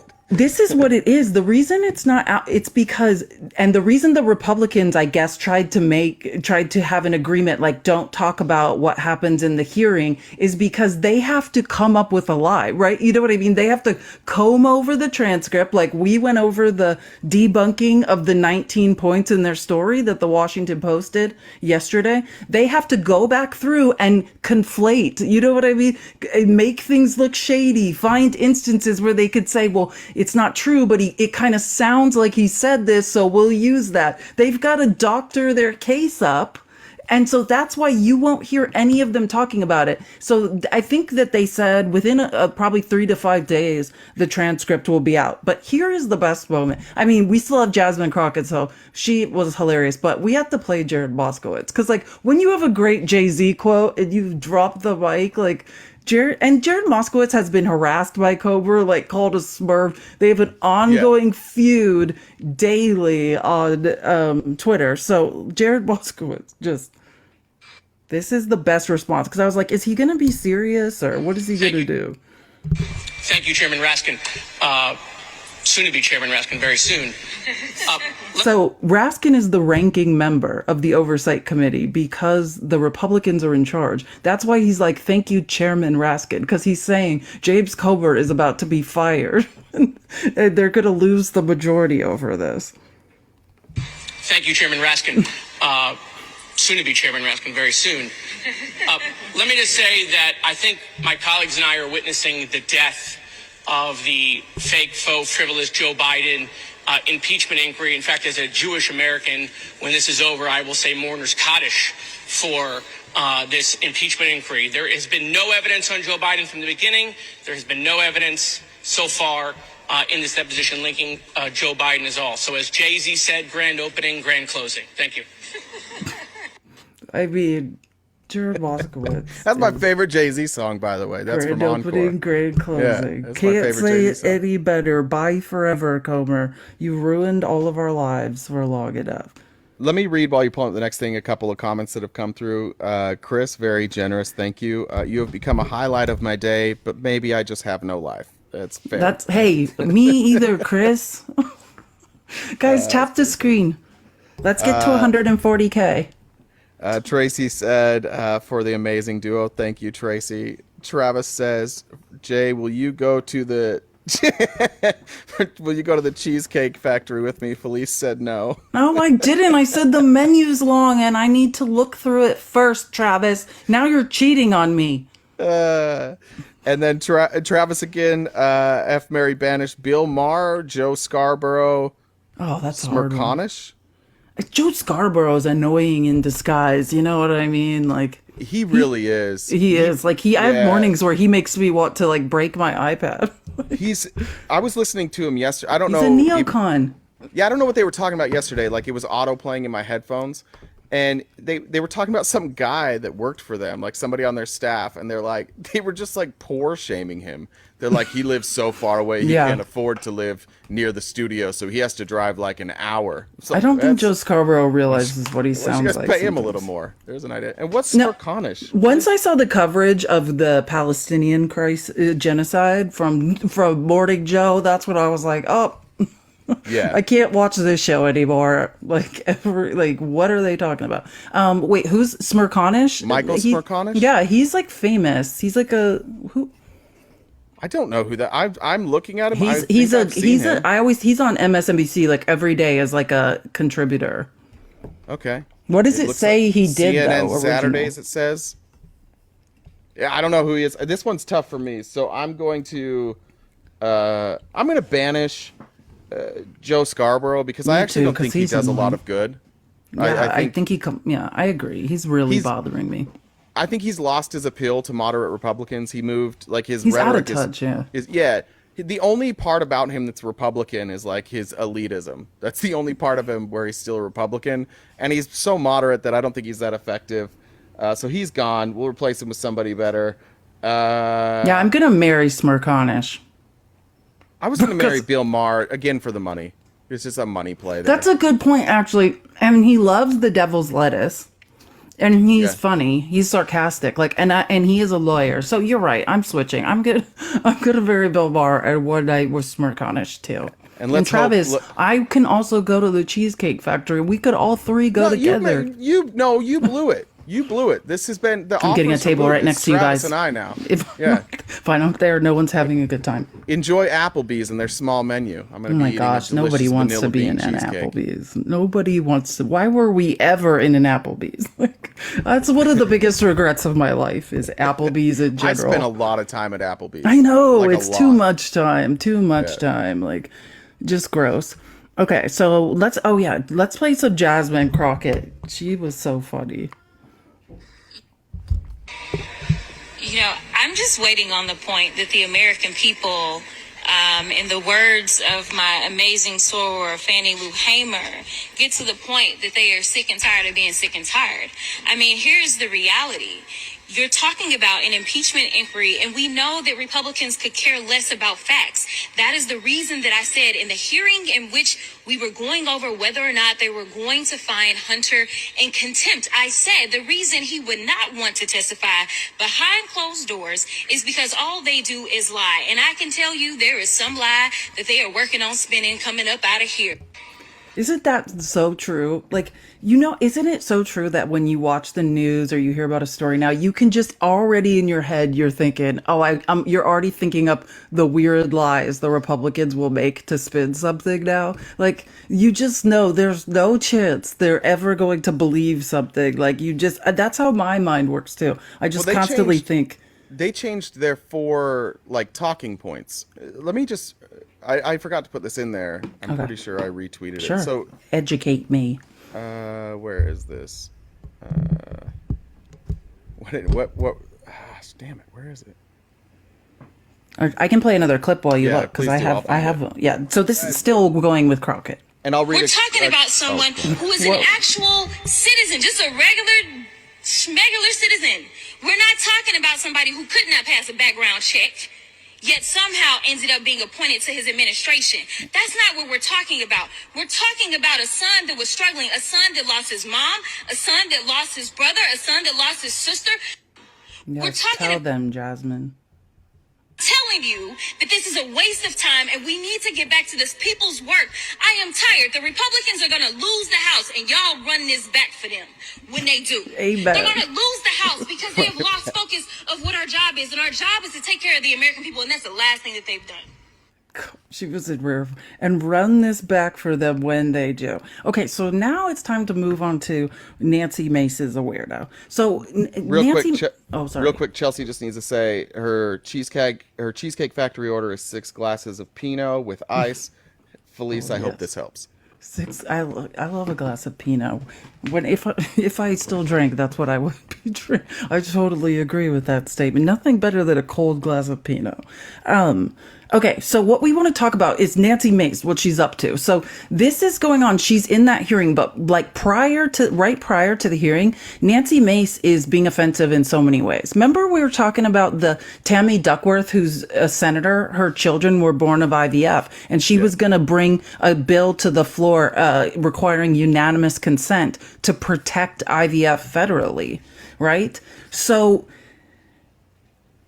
in order to make this about her, let's just put it that way. Like, I don't know how else to say it. Like, I can't, she's just so selfish. Like, this is what we need to understand. The Republicans shouldn't talk about IVF. She is a person who had a different personality in 2022. She ran because she wanted to protect, right? She believed in, she was pro, life, but she believed in reasonable acceptance. Like, she has been a victim of SA herself. She was supposed to have been elected as like the most moderate person Charleston, South Carolina had essentially ever elected. She was this moderate. When she got there and saw all the MAGA rhetoric, she completely changed. She is now backing a federal abortion ban. She backs the Dobbs decision, and then has the nerve to go on the House floor and act like she's a proponent of IVF. So do you see what I'm saying? She's basically whining and saying, why isn't it valuable that I'm trying to protect IVF, even though I helped to dismantle it, right? Like, it's like saying, hey, you guys, you know how I caused this problem? Well, why don't you guys care now that I'm whining that, like, I don't want it to be a bigger problem? Like, you're gonna not even believe this. Thank you, Madam Speaker. I rise today to urge my colleagues to join my resolution about IVF, expressing support. Oh, I forgot the best part. When she says to join my resolution, previously it has been stated the resolution does nothing. Okay, it's not an actual resolution. It's just to say I support. Right? Because they don't actually support IVF. Facebook status. This is not like what Tammy Duckworth did, because she could sign on to that in support. She could co-sponsor that, which, by the way, the only Republican to co-sponsor Tammy Duckworth's thing was, guess who? Freedom Caucus member Anna Paulina Luna. And guess what? By noon, she publicly pulled her support because they told her she's not allowed. The Republicans will not help to federally protect IVF. She had to publicly remove her name as a co-sponsor on the House floor yesterday. For the continued access to fertility care and assisted reproductive technology such as in vitro fertilization, in light of Alabama's court ruling last week that has jeopardized access to in vitro fertilization and other assisted reproductive technology in the state of Alabama. For years now, Okay, so now here comes the whining. You guys are just... Since then, I've become very passionate about protecting women, about protecting their rights, protecting access to IVF, etc. And the one thing I want to say today, because I have co-sponsored legislation and resolutions by my colleagues on the other side of the aisle as it relates to contraception, as it relates to contraceptives, as it relates to providing information and protecting IVF, and yet not a single one of them, because they were Democrats, got criticized for the legislation. Yet today, I'm trying to work with members on both sides of the aisle together to condemn the ruling in Alabama, to express our sentiment and express our support for IVF access for women all across the country. So when a Republican does it, it should be equally supported by the corporate media, but apparently it's not. She's mad because like MSNBC isn't touting her. This is a person who literally changed her position, has moved to the farthest right fringe, is supporting a national abortion ban, and is on the House floor yesterday, now that IVF is in jeopardy because of all this, saying, why doesn't anyone support my resolution that doesn't do anything? Yeah, I just looked through the resolution, and that resolution was from 2023, by the way. And it explains that correctly that infertility is a problem, that it's specifically a problem that is not addressed in minority communities, and then all it says that the resolved that the House recognizes that infertility is a disease, that the United States government has a responsibility to help examine, create, and implement solutions. The importance of raising awareness, the need for encouraging research, the importance of oversight to collect data related to infertility prevalence, and a duty of the federal government to ensure the availability of infertility-related service to all individuals and families. The problem is, then she also co-sponsored the Life at Conception Yes, Act, and we know that that's what the Alabama personhood. court. Yeah, that's what the Alabama court basically is saying. Like, life begins at conception, and it does not matter how that happens. It doesn't matter if it's IVF or if it happens through sex. It doesn't matter. Like that, the conception is the fertilization of the egg. So what she's saying is nonsense, but she just wants complete, to straddle that line. And utter nonsense. The shitty thing is it's kind of effective for like moderates who may go the other way. They're like, oh well, listen to what she's saying, but look at her actions. Her actions speak so much louder. This is coming because she's in trouble, right? She moved to the far right fringe. McCarthy is now loudly pointing that out, loudly pointing out that Mace has betrayed women at every turn. And so now this is her like vanity attempt of saying, oh, see, and I didn't know it was from 2023. That's interesting. So she's repurposing, like dredging up like some piece of something to say, oh, look over here. Like I do support women. No, you don't. You never have. You've betrayed women, and we will not forget.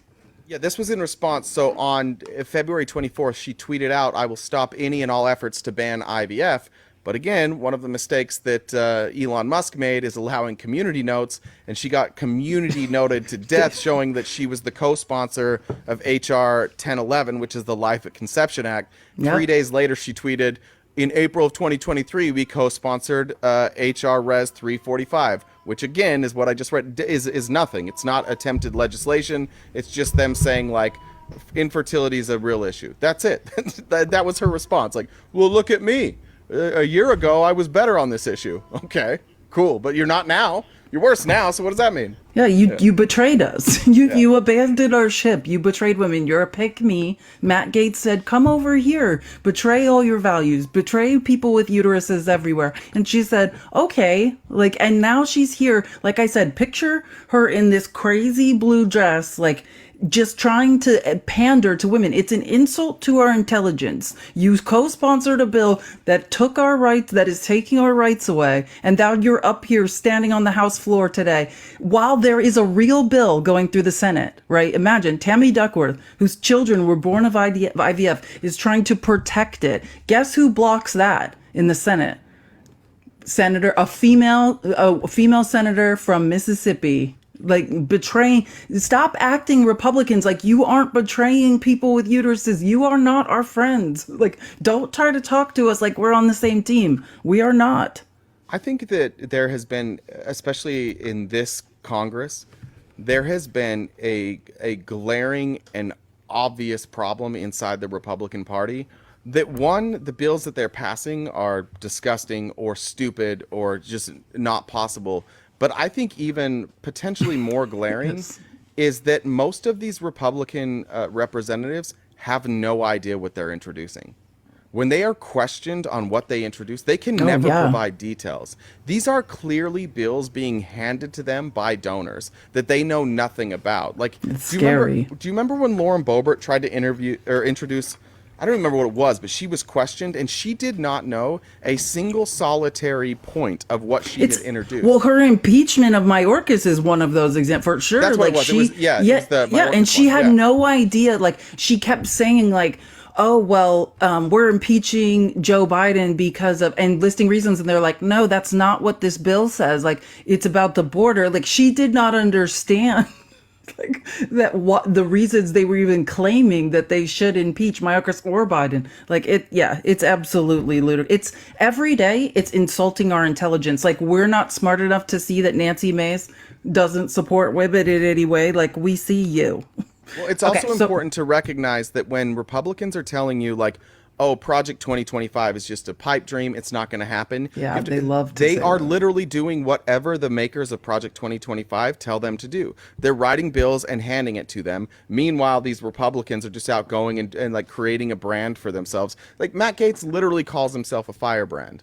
It's what, like, a firebrand. Like, they're all just branding themselves and creating clippable moments and podcasts. Meanwhile, they're letting all the legislating be done by places like the Heritage Foundation. And that's why they keep passing ridiculous things. Some of them know what they're trying to pass, I guess. Some of them know, but I think an overwhelming majority of Republican people in Congress that you see on TV have no idea what they're voting on and no idea what they're introducing. They can never explain it. I just think it's important to note that Nancy Mace is a woman who co-sponsored a bill that basically is going to block contraception for women, like, among other horrific things, and then is trying to sell us a bag of goods that she supports women. Get out of here. But yeah, let's go back to the Hunter Biden thing. So across the Capitol Hill. So after the Republicans realized that the Democrats have given that like powerful press conference and basically just ran over them. So James Comer then comes out. Now, mind you, imagine the Democrats had like 30 people standing there with smirks on their face, all gleefully giving testimony that the Republicans have lied and they have nothing. James Comer is out there at the microphone alone. It's an empty, echoing way. Not one other Republican, no one in leadership. They just said to him that, like, these people are not together. They are not on the same page. They hate each other. And they just sent poor little Jamie out there to whine. And he just starts whining. Yeah. Little Jamie Comer from Kentucky. That either as vice president or as president, Joe Biden used his political office in any way to benefit. Oh, yeah. And this is the craziest thing. I'm probably going to have to repeat the question, but this reporter runs over Comer. Like, I've never seen this in my life, a running over. Like, this reporter was just like, you're lying. Nothing you're saying is true. Like, yeah. They're tired of being lied to every single day. These people are sick. Like, this guy is like, where is the evidence? Oh, whoopsies. My screen. We have evidence that Joe Biden met with the Chinese officials. We've had several people. So he said, we've had evidence Joe Biden met with Chinese officials. And he's like, what specific actions did he take? We've had, I met with the Chinese officials. We've had several people already testify that. What action, how does AmeriCorps help? How is this Chinese business helped by the fact that... So let me ask you a question. You mentioned AmeriCorps Health. Does anyone in here question whether or not that was influence peddling? Does anyone question that? No. There's a lot of questions about it, so because there was no evidence that Joe Biden did anything. He got $200,000 from it, and the evidence that Jim Biden said, no, listen. Look, you can defend Joe. So he's saying he wasn't even vice president. He's going, and then AmeriCorps, that was a loan that was paid. It was a loan repayment that was paid back. That's not true. James Comer basically tried to peddle the same old lie that we went over yesterday and fact checked. And then the reporter is just tired of it. And he's like, no, none of that's true. And I just want to point out that House Judiciary, they tweet fucking a lot. So much, and it's so stupid. Which is Comer. Oversight is Comer. It's the Freedom Judiciary is Caucus. Jim. Yeah. This is their case. 4 key facts will never, ever, ever change. And I just want you guys, as you listen, which one of these, or in totality, how are any of these a crime? 1, Hunter Biden sat on Burisma's board. 2, he was unqualified to do so. Let's just pretend that they're right about that. Well-educated lawyer, so he is qualified to do so. 3, Burisma pressured him to get DC to act on policy issues in Ukraine. That's disputed. The only person saying that happened was, I don't actually remember if it was Bobolinsky or if it was Smirnov, but the only person that says that actually... One more time. I'm sorry. Burisma pressured him to get DC to act on policy issues in Ukraine. Oh, yeah, absolutely not. That's not and true. 4, Joe Biden did just that. So let's just pretend all 4 things they said were true. We disagree with that, but let's pretend all 4 of those are true. Hunter Biden sat on the board. He was unqualified to do so. Burisma pressured him to get DC to act on policy issues, and Joe Biden did just that. Somebody tell me where the crime is. What's the crime there? What the fuck are we doing? House GOP. I'm not making this case for you. I'm not spinning your argument. This is your argument. And that's why these reporters are pissed. They're like, where's the crime? James Comer in that clip goes, does anybody influence peddling? Yeah. No. Who is influence peddling there? Jim Biden. There's no connection to Joe other than their family, and that he used money that he got with influence peddling to pay back a loan with 0% interest that he took from his brother. That is not a crime. He did not commit a crime by getting that money from AmeriCorps. Jim Biden is not accused of a crime. So if Jim Biden didn't commit a crime and he used money that he got legally to pay back a loan to Joe Biden with 0% interest, can somebody, for the love of God, tell me what this crime is? What are we even alleging here? We're continuing to sit here, and it's so true. Reporters are furious at at little Jamie Comer right now. It's not not one person. People are walking by, just letting him dangle in the wind. Said over and over and over, Joe Biden took $200,000 directly from AmeriCorps Health. That's a lie. What? Yeah. So now the reporter is telling him that's a lie, and he's fact checking that. Private citizen at the time of the And also, again, this is a period of time where he's a private citizen. The $40,000. So now he's pivoted to the truck payment. Again, also, Joe Biden was not vice president, but he fact checks the $200,000 loan. It's you're lying. Also, we're on the truck. The way that they use words, the way that they openly lie, he said Joe Biden got money directly from AmeriCorps. If it goes through somebody else, it's not directly. AmeriCorps did not cut a check to Joe Biden. That in and of itself, on its face, is a flat out lie. But they say shit like this because Republicans will just repeat it. The MAGA base will just repeat that. That was not direct. Why is everything they say a lie? Why, if their case is so strong, why do they have to manipulate and massage everything if the case is so strong? Of course he didn't directly get that from AmeriCorps. Of course not, because we saw the check and it came from Jim and Sarah Biden. That's how we know. That's how we figured out it wasn't from AmeriCorps. The lies never end. $1,000 check from cited twice. So it's okay. So do you have a problem that Joe Biden's lied about this? Do you have a problem that AmeriCorps Health hooked investors? I'm asking you, what specific action did he take as a public official, an elected public official? Well, He's saying, what specific action did he take as an elected public official? Like, this reporter finally is just like, I'm not like, tell me what the crime is. with the okay, calm down. It's okay. All the angry liberals that what you're saying. All the angry liberals. Okay. What we've Like, there is Comer's no been answer. yelling. Exactly. Comer's literally hyperventilating, telling somebody else to calm down. Like, imagine, but do you see why the Democrats have 30 people standing next to each other, supporting each other at a press conference, and this man's out there alone? It's because he's lying, dangling in the wind. It's the same thing with the first impeachment hearing when everybody started walking out after Jonathan Turley, their own witness, said there's no evidence to be here right now. And they all just started walking out because they were so embarrassed. Literally, step one of impeaching the president is telling us what he did wrong. That's step one. And then you got to prove it. Nobody has told us what he did wrong. We're not even to step one yet. That's step one. They're now like, just the fact that this investigation exists, which is, it's been going on for what, over a year now? No, like 10 years. James Comer's been doing this like for years. How long has James Comer been investigating Joe Biden? You want to talk about crying about witch hunts? For all of the witch hunts we talked about with Donald Trump, every one of those witch hunts started with an accusation of a crime. Every one of them.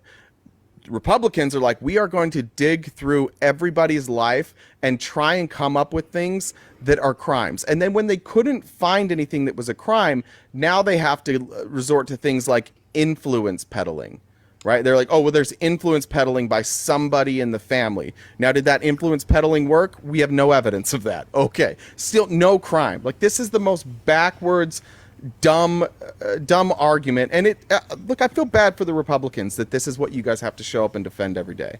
Like, this sucks. This sucks for you. That's why he's out there alone. There's no defending it at this point, and it's just too embarrassing. They don't want their faces in public. Like, so okay, so now we'll go back to Nancy Mace. So Nancy Mace, like I said, she's thinking she's having her like day in the sun. She kept popping up on Fox. So she shows up on another like Fox panel. Listen to this. Oh, with listen to this. I don't know who he thought his audience was by standing up and touting. He said murders, rapes, aggravated assaults, robberies all dropped sharply. So now what we're talking about, just to be clear where we're going, is, remember I said the migrant crime wave that never existed? We went through the Stanford study. There's no migrant crime wave. As a matter of fact, migrants are 30% less likely to commit crime in this country than white males, as we learned from study. Well, they're still trying. So Biden did a whole conference on crime yesterday, a whole meeting, and went over national crime is dropping, and it just killed them on Fox. Can you imagine? Like, all day long, Fox's thing is to make up a false narrative where there's a migrant crime wave, and Biden just basically poked holes in the whole thing, and they lost their minds. And Nancy Mace is like in her blue dress, like popping up again to say something negative. I haven't seen this clip. So I want to make a prediction because I just want to see if I'm right. I'm going to predict that Nancy Mace's response to this will be telling people to go watch something on the internet or TV, like a video. I don't even remember the answer. Their time frame, that's a brutal message to people when they're saying pretty loudly that they don't like the crime that is on the rise in their cities. They're saying it pretty loudly and they're seeing it loudly. I mean, we know. I don't know Oh yeah, I remember now. I thought, how the fuck do you see something loudly? That's and what that lady is saying essentially is that how dare Biden inform people that statistically since the pandemic crime has decreased when people's opinions people feel like it's increased. That's what she's saying. Yeah. That's the Republican response to data. They fucking hate data. And the response to Republican data, this is Patrick Bet David, this is Tim Pool. They all do this exact same thing. When you present them with data, they go, I saw a video. It's like, okay, yeah, we get it. Yeah, you're seeing it heavily loudly. affected by propaganda. We get it. Okay, so she pops up on that to just talk about, unfortunately, there's no migrant crime wave and it's killing them on Fox. And later that day on Fox, they have, the pictures of the 5 immigrants in the last forever that have committed a crime, you know what I mean? To try to prove there's it all in different cities and different locations. There we trying go. to prove, what's it going to be? We're going to play on your feelings. Nope. Yeah, they're just going to keep going and rage, tell people there's a crime wave that there just isn't, but present them with Felice, data and they lose their mind. Let's be clear. That's a problem. These people losing their lives is a problem, and there are things we can do to make America safer. But what we shouldn't do is lie about what the data is, because if we lie about what the data is telling us, then we're not ever going to address the real problems. You can't have real solutions based on your feelings from a video. You need data to prescribe real solutions, and the Republicans are terrified. They hate it. They're like, we want all of our policy prescriptions to be based solely on our feelings. And if you show us data that is contrary to our feelings, we are going to talk more about our feelings. I want to solve this problem too. I don't want anybody losing their lives. I don't want violent crime in any capacity to go up. I want us to do things to cause violent crime to go down. Absolutely. But if you're making a violent crime argument and I present to you data to show what would be most effective and you say, fuck data, look at this video, then what are we doing here? What are you doing in Congress? Imagine instead. Yeah, imagine okay, our hard-earned tax dollars that we're giving the government, and we're saying there's a crime problem, how do we fix it? And then the Republicans are saying, we want to use a narrative that's a lie. And so for that reason, we're going to put your tax dollars towards fixing nothing, right? Because if we don't use the data to fix the real problem, right? We know from the data, white males are 30% more likely to commit a crime than immigrants. So that is where we should concentrate our efforts, not on the people less likely to commit crime. Make it make sense. Well, and let's even if we're going to grant them their point that we need to do something about migrant crime. We tried. Okay, then vote for funding for a fucking bill. Yeah, we tried Instead, that. You guys shot it down. advocating Joe Biden to use excessive executive authority to shut down the border or to do something about the border. You're advocating that we expand the role of our executive branch because you don't want to vote on something that could address these. Joe Biden shutting down the border would not have stopped any of these. These people are already here. This would not have addressed any of this violence. All of this would have still happened had Joe Biden shut down the border when this funding bill didn't go through. It's absolute nonsense. You cannot take Republicans seriously about people's safety. You know what they don't care about? No, they definitely don't care about safety. Either. Not women and children. They're just really happy that they get to throw up a picture and that picture is of somebody who's no longer with us, and that person was harmed by somebody who is a migrant. That's it. Well, that's what they like. They don't give a shit about these people. Facts. Well, then think about it. The data says the number one unaliver of children are pew-pews, right? Are we gonna? But the Republicans are they're the party of families of women, save women and children. But actually, no, I'm sorry, we don't actually want to save the children. We'll just let them unalive so that and ignore the data. These are okay. Well, the real problem for women is maternal mortality. Oh no, we want to force you to give birth. We don't want to help you stay alive as women. That's the story over and over and over. Ignore the data, cause deaths of disenfranchised minority groups, pretend it's not happening. We'll talk all day long about the violent cartels, but we won't address the fact that we're arming them. Yeah, 100%. Who do you think's arming the cartels? Surprise, America! It's us. We want to cry about the drug trade, but we're responsible for arming them. It's the delusions they're absolutely delulu. And now I'll cheer you up though. So this is now we're back to Nancy Mace. So Nancy Mace popped up on Fox to make up some stuff about a migrant crime wave. Then again, Democrats had 30 people backing them up at the microphone. The Hunter Biden hearings going on. Nancy Mace has now heard that the Democrats did that press conference, so she decides to give her own impromptu press conference in this insane outfit in her Monica Lewinsky dress alone. And, what could go wrong? I love her so much. Yeah, I know you do. This is your type to a T. This is Jay's type. If you're Nancy Mace like, you have a chance. We said we weren't going to do. Hey, how are y'all? How are y'all? We said we weren't going to do this. Hey, how are y'all?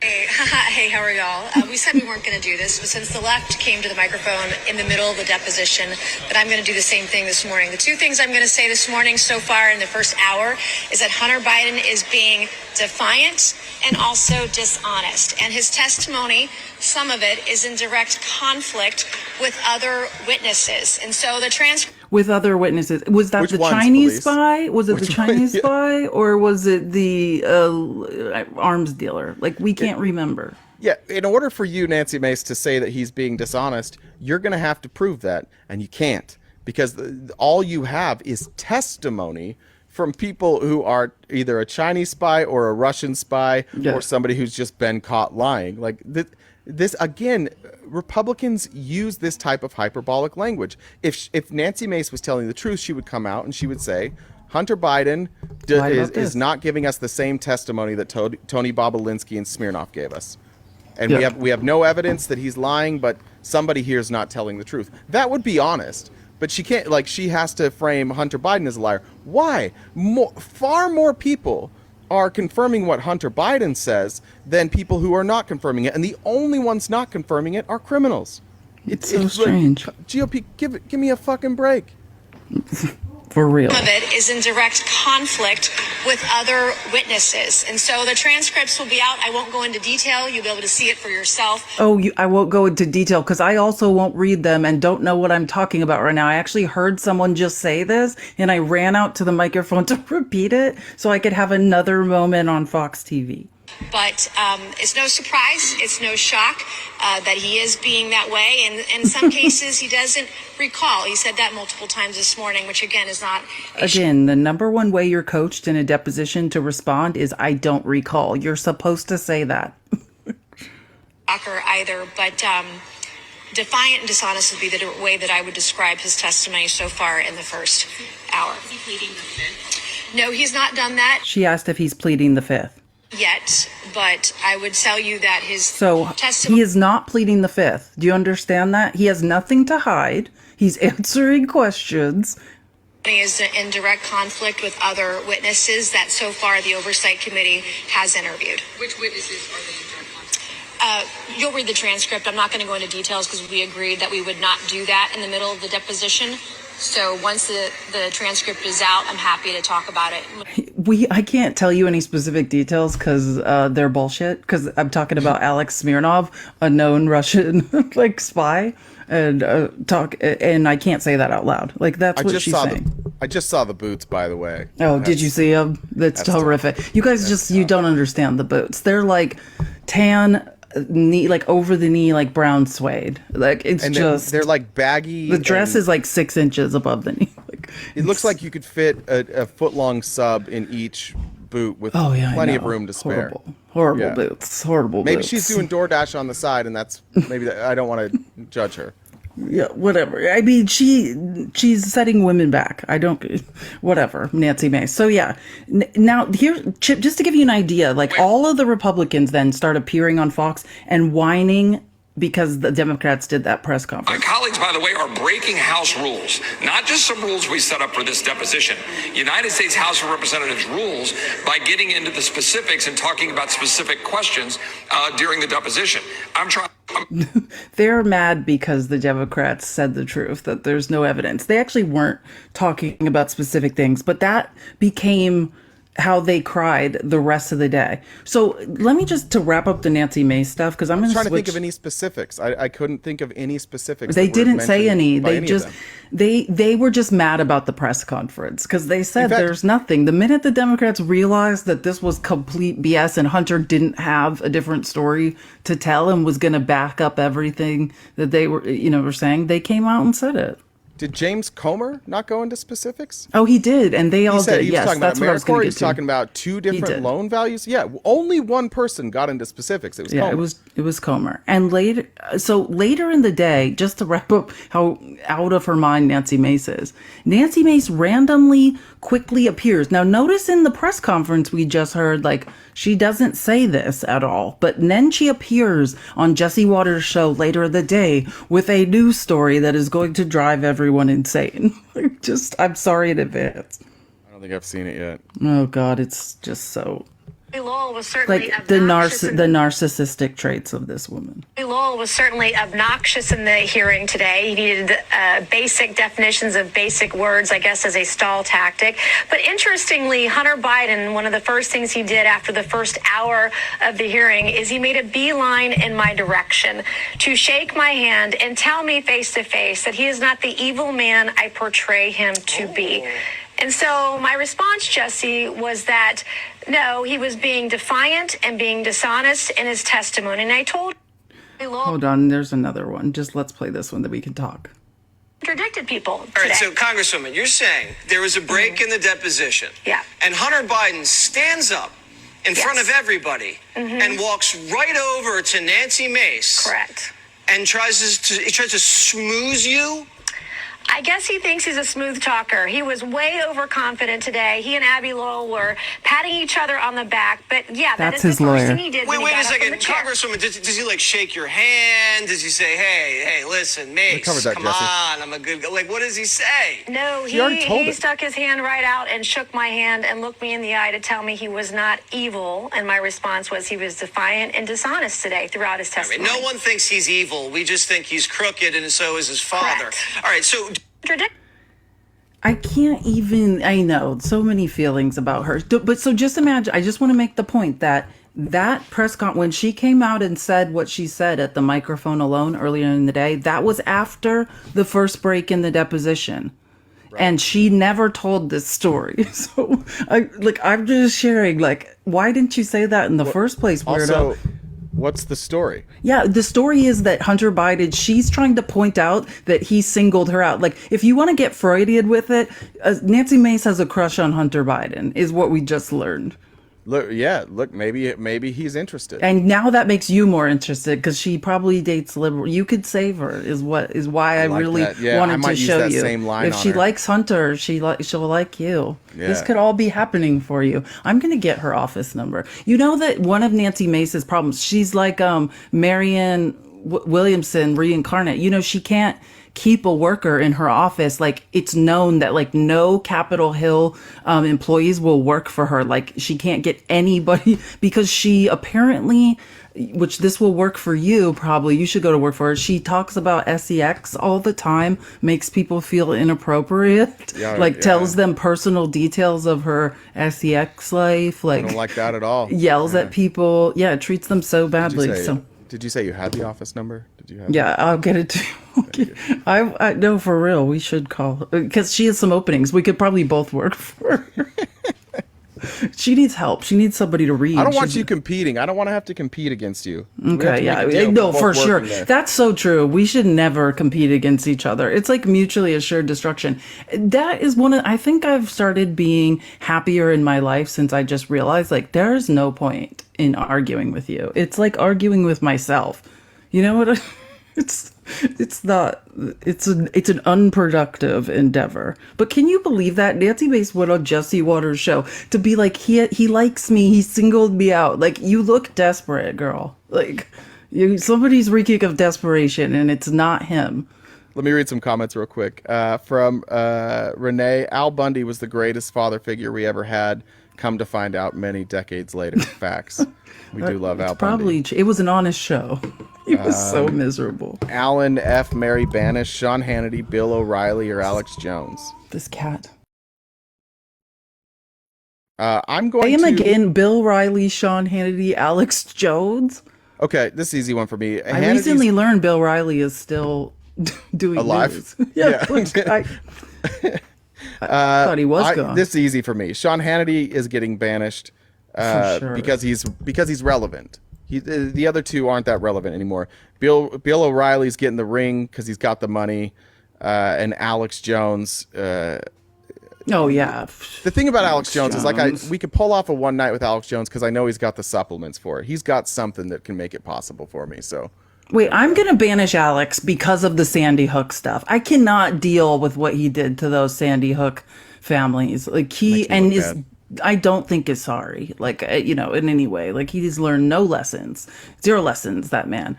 And but Hannity's awful. But yeah, it's just gonna be like a hate F. Okay, up here a counter though. If you banish him, the victims from Sandy Hook cannot collect.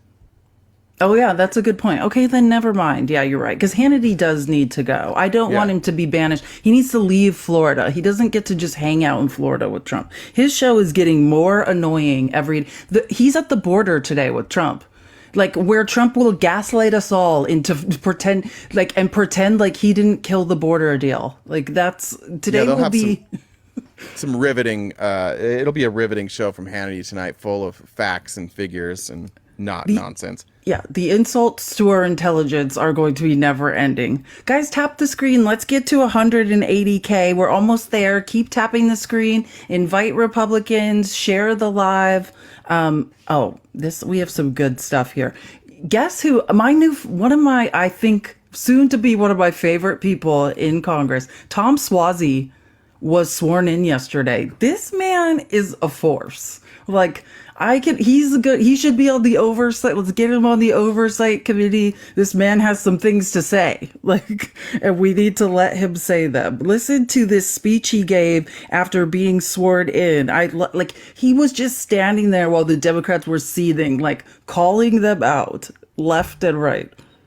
Mr. Speaker, on the night of my election victory, I promised the people of Long Island and Queens I would deliver a simple message to this chamber.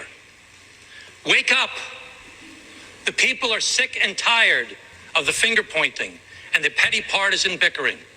They want us to work together.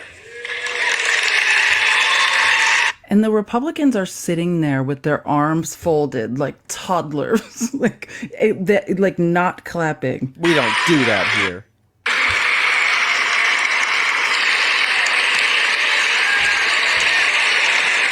They want you guys to work together too. What are you doing? You're supposed to be clapping for that. He starts taunting that. He's literally yelling at them, taunting. I think this guy is going to be one of my favorite. He's he just is a Long Island guy. If you're from Long Island, you know what I'm saying.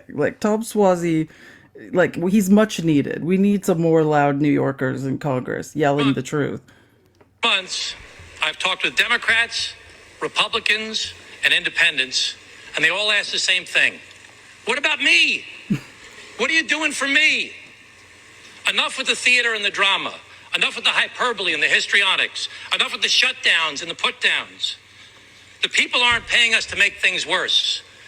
The people pay us to be in the solutions business.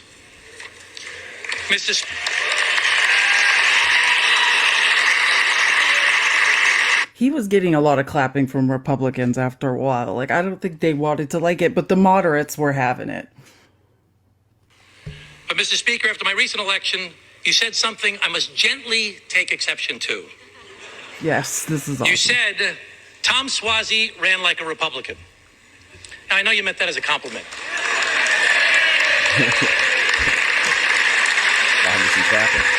Let me be clear, Mr. Speaker. I'm a true blue, dyed-in-the-wool Democrat.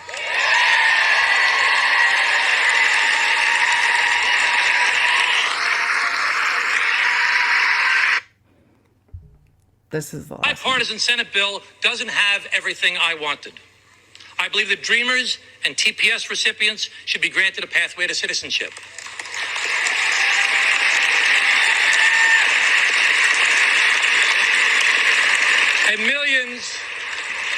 And millions of others should have a path to legalization.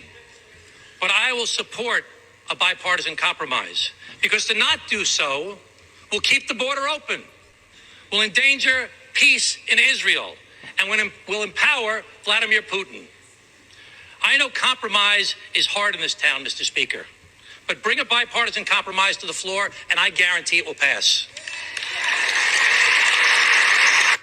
I just want everyone to understand how powerful what you just heard is. This is a man who who ran on the border. One of the first times a Democrat ran on the border, never backed away from it, successfully spoke to it, like you just heard him say. Like, I completely agree. I think we desperately need, and actually I think mass immigration will not stop until there's reasonable pathways to citizenship, because that in itself is a deterrent. But to not do something about the border, to not acknowledge the humanitarian crisis at the southern border is un-American. To say that we can go another 4 months and just sit there so Donald Trump, one man, can get elected to pardon himself is un-American. And Tom Suozzi is showing us the blueprint for how in a swing district to show up and run on the border and win. And like, I just couldn't be more impressed with what he's done. The lack of awareness by Speaker Johnson, when Speaker Johnson says he ran like a Republican.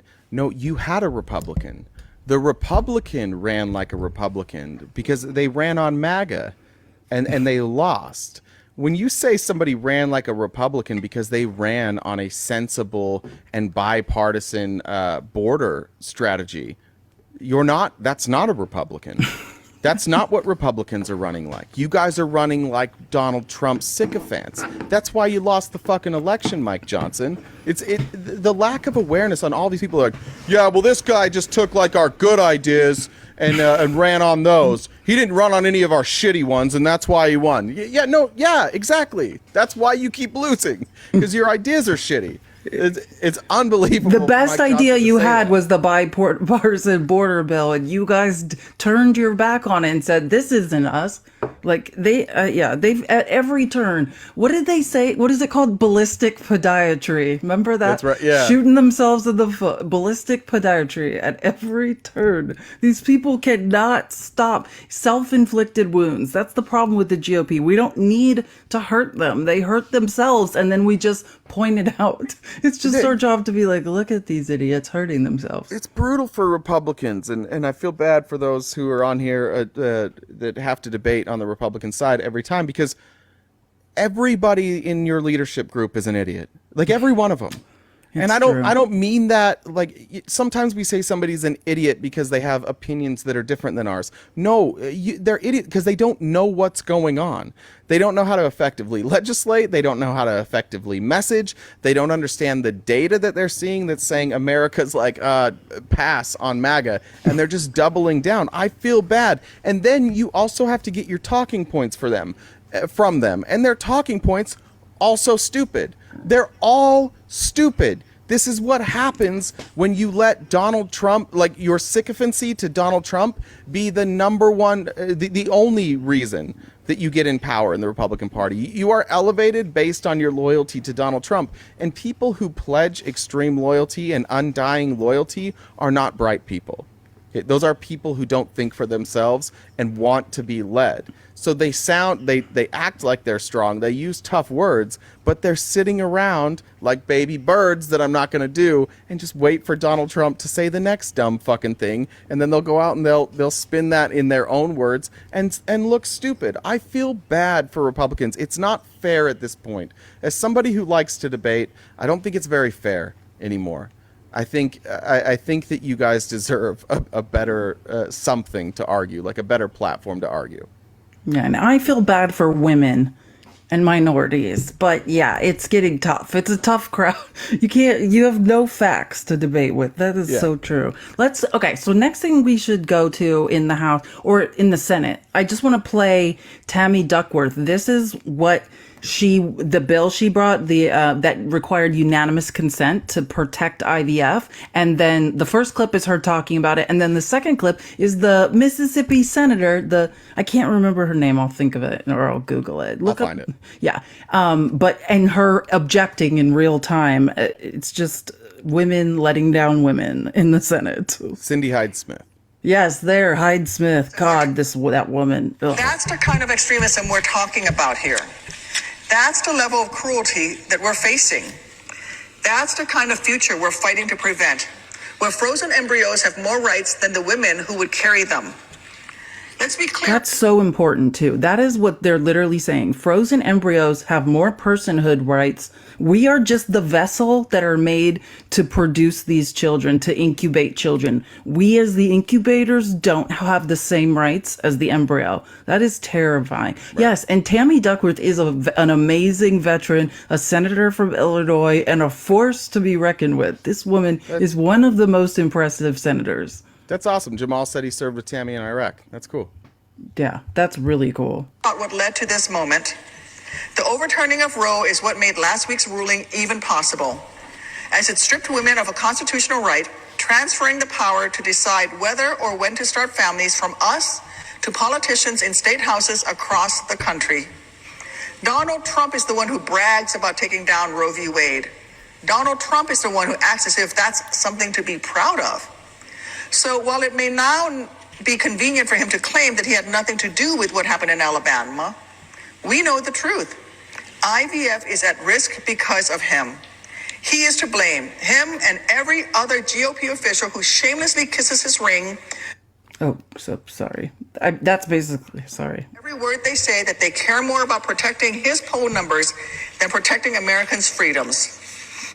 Like that is, and that just to know what she did is exactly what Donald Trump didn't want, and why he was so mad about that decision in Alabama. He doesn't want his name tied to it, and as many times as we can mention that this is because of Donald Trump. If you want to take credit for Roe, if at every rally you brag about what you've done to women, then you need to stand on this too. This is because of him. Yeah, that's a good point. And I think for me personally, I can do a better job of that. Like this is Donald Trump. This is him. It doesn't matter if he supports this policy or not. If you want to distance yourself from this, distance yourself from Heritage Foundation then. If you want to actually distance yourself, then distance yourself from the people who gave you the list of nominees for the judge. Distance yourself from the people who handpicked judges and gave them to you, who are judges that they had cultivated and bought and paid for. If you want to distance yourself, admit that what you did was not doing your due diligence, and you put judges in positions where they could make these types of rulings. Almost to 200K, guys. Keep tapping the screen as we're talking. But absolutely. And this is the man who behind the scenes, his own operatives have said that because he knows they'll never get the 60 votes in the Senate for a federal abortion ban. They're coming up with ways and different laws that they're going to use to prevent the mailing of contraception and mifepristone. Like, he is actively, regardless of what he says, on board with this. So yeah, and now this is the clip of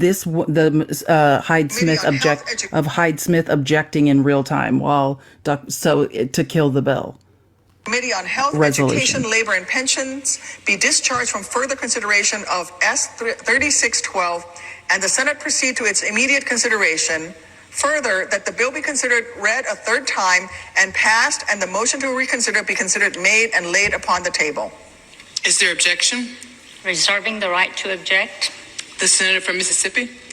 Madam President, I support the ability for mothers and fathers to have total access to IVF in bringing new life into the world. I also believe human life should be protected. These are not mutually exclusive.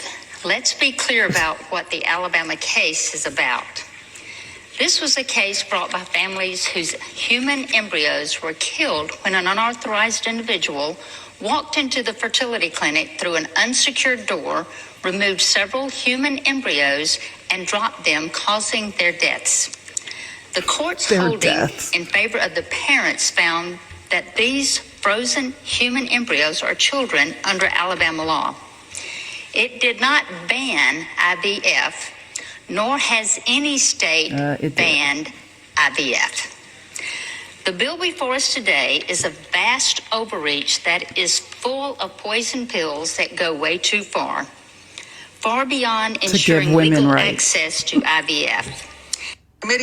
So yeah, what's important to note about like the argument those southern states are making, like right around that area, is they want basically to keep they want personhood to be a thing, to ban contraception, and they so they don't want this law changed. Like, there's an Alabama Republican senator who's a moderate that he's also a doctor. He brought up a bill that would say until the embryo is implanted, it's not a person. And people like Hyde Smith and stuff are like, no, because that would ruin the contraception, the banning of contraception. Right. It's interesting that she brought up poison pills. That's the accusation of this ruling.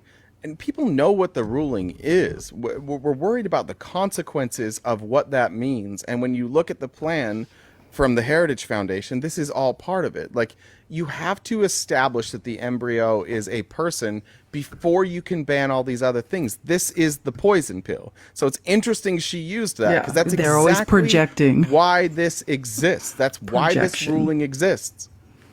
It's so true. And they just want to leave it the same. Like, they're saying that in neighboring Louisiana that they have personhood, or I believe it's Louisiana, they have personhood, but they just want IVF clinics for it to be understood they're not going to be sued. It's like, you overturning Roe opened up everyone to all this legal liability, and they're like, but just know no one's going to sue you. And these clinics are saying, no, we don't know that. You literally just gave someone the right to sue us. Like, what are you talking about?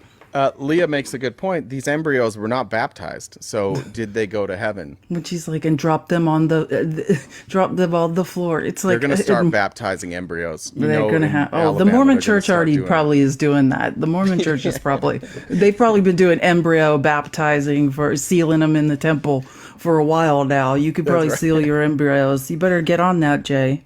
Yeah, you don't even have to be present to be sealed in Mormonism. You can just, somebody can you don't even have to agree to it. They'll just My volleyball teammates, the Mormons on my team in college, when they were like mad at me and joking around, they'd be like, if you don't shut up, we're going to seal you in the temple.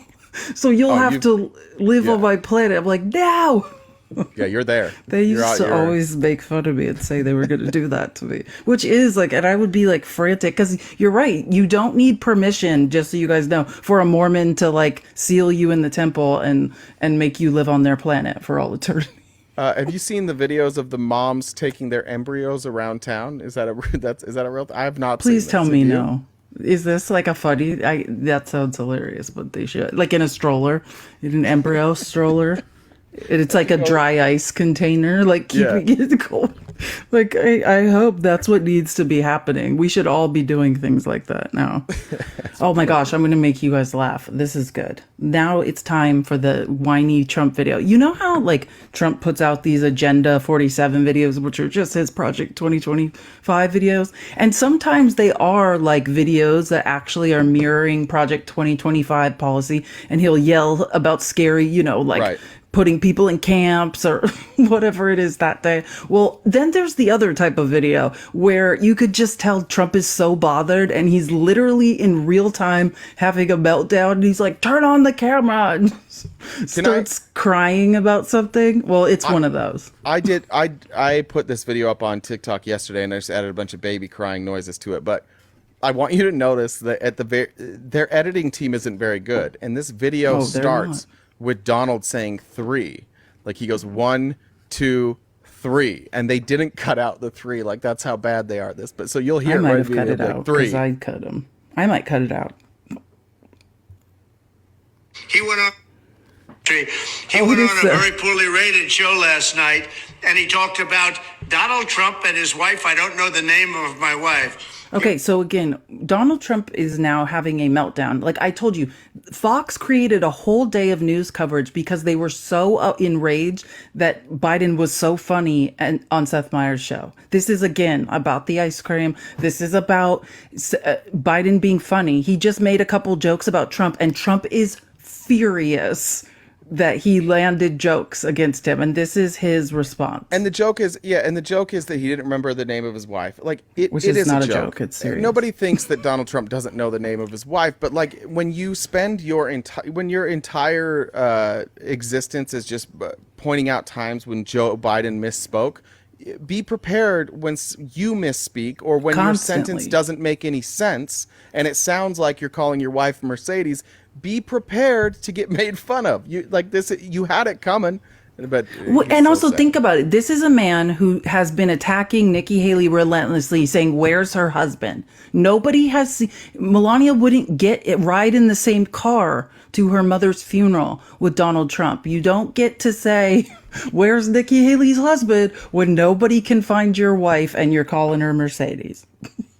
Talked about Donald Trump and his wife. I don't know the name of my wife. He was referring to the fact that at CPAC, where I had a sold-out speech, the biggest audience they've had in years, I think maybe ever, I made the statement that Melania was very popular because when I mentioned her name, the audience went wild. I then looked at the two people, man and wife, Matt and Mercedes Schlapp, and I said, wow, they really like the First Lady.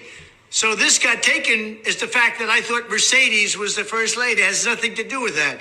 These people are really dishonest. They are absolutely something. They have a horrible candidate who's a horrible president. They make up things constantly. You take a look at when I use Barack Hussein Obama and I interject him. And I interject him. Did you realize what he did there? He said, would I bring up Barack Hussein Obama? So that again, he said it wrong. Remember, he started yelling interpose, a mixture of interject, now it's interject. And now it's interject. He has no idea what words mean. Like, so while arguing that he didn't make a semantics mistake where he knows the name of his wife, he makes another mistake. It's like, and they don't edit it and catch it. It's hilarious. This man is so bothered about Seth Meyers. He's like, did you hear what he said? Oh, Joe Biden went on a not very popular talk show. Really? Because it looks like you were watching.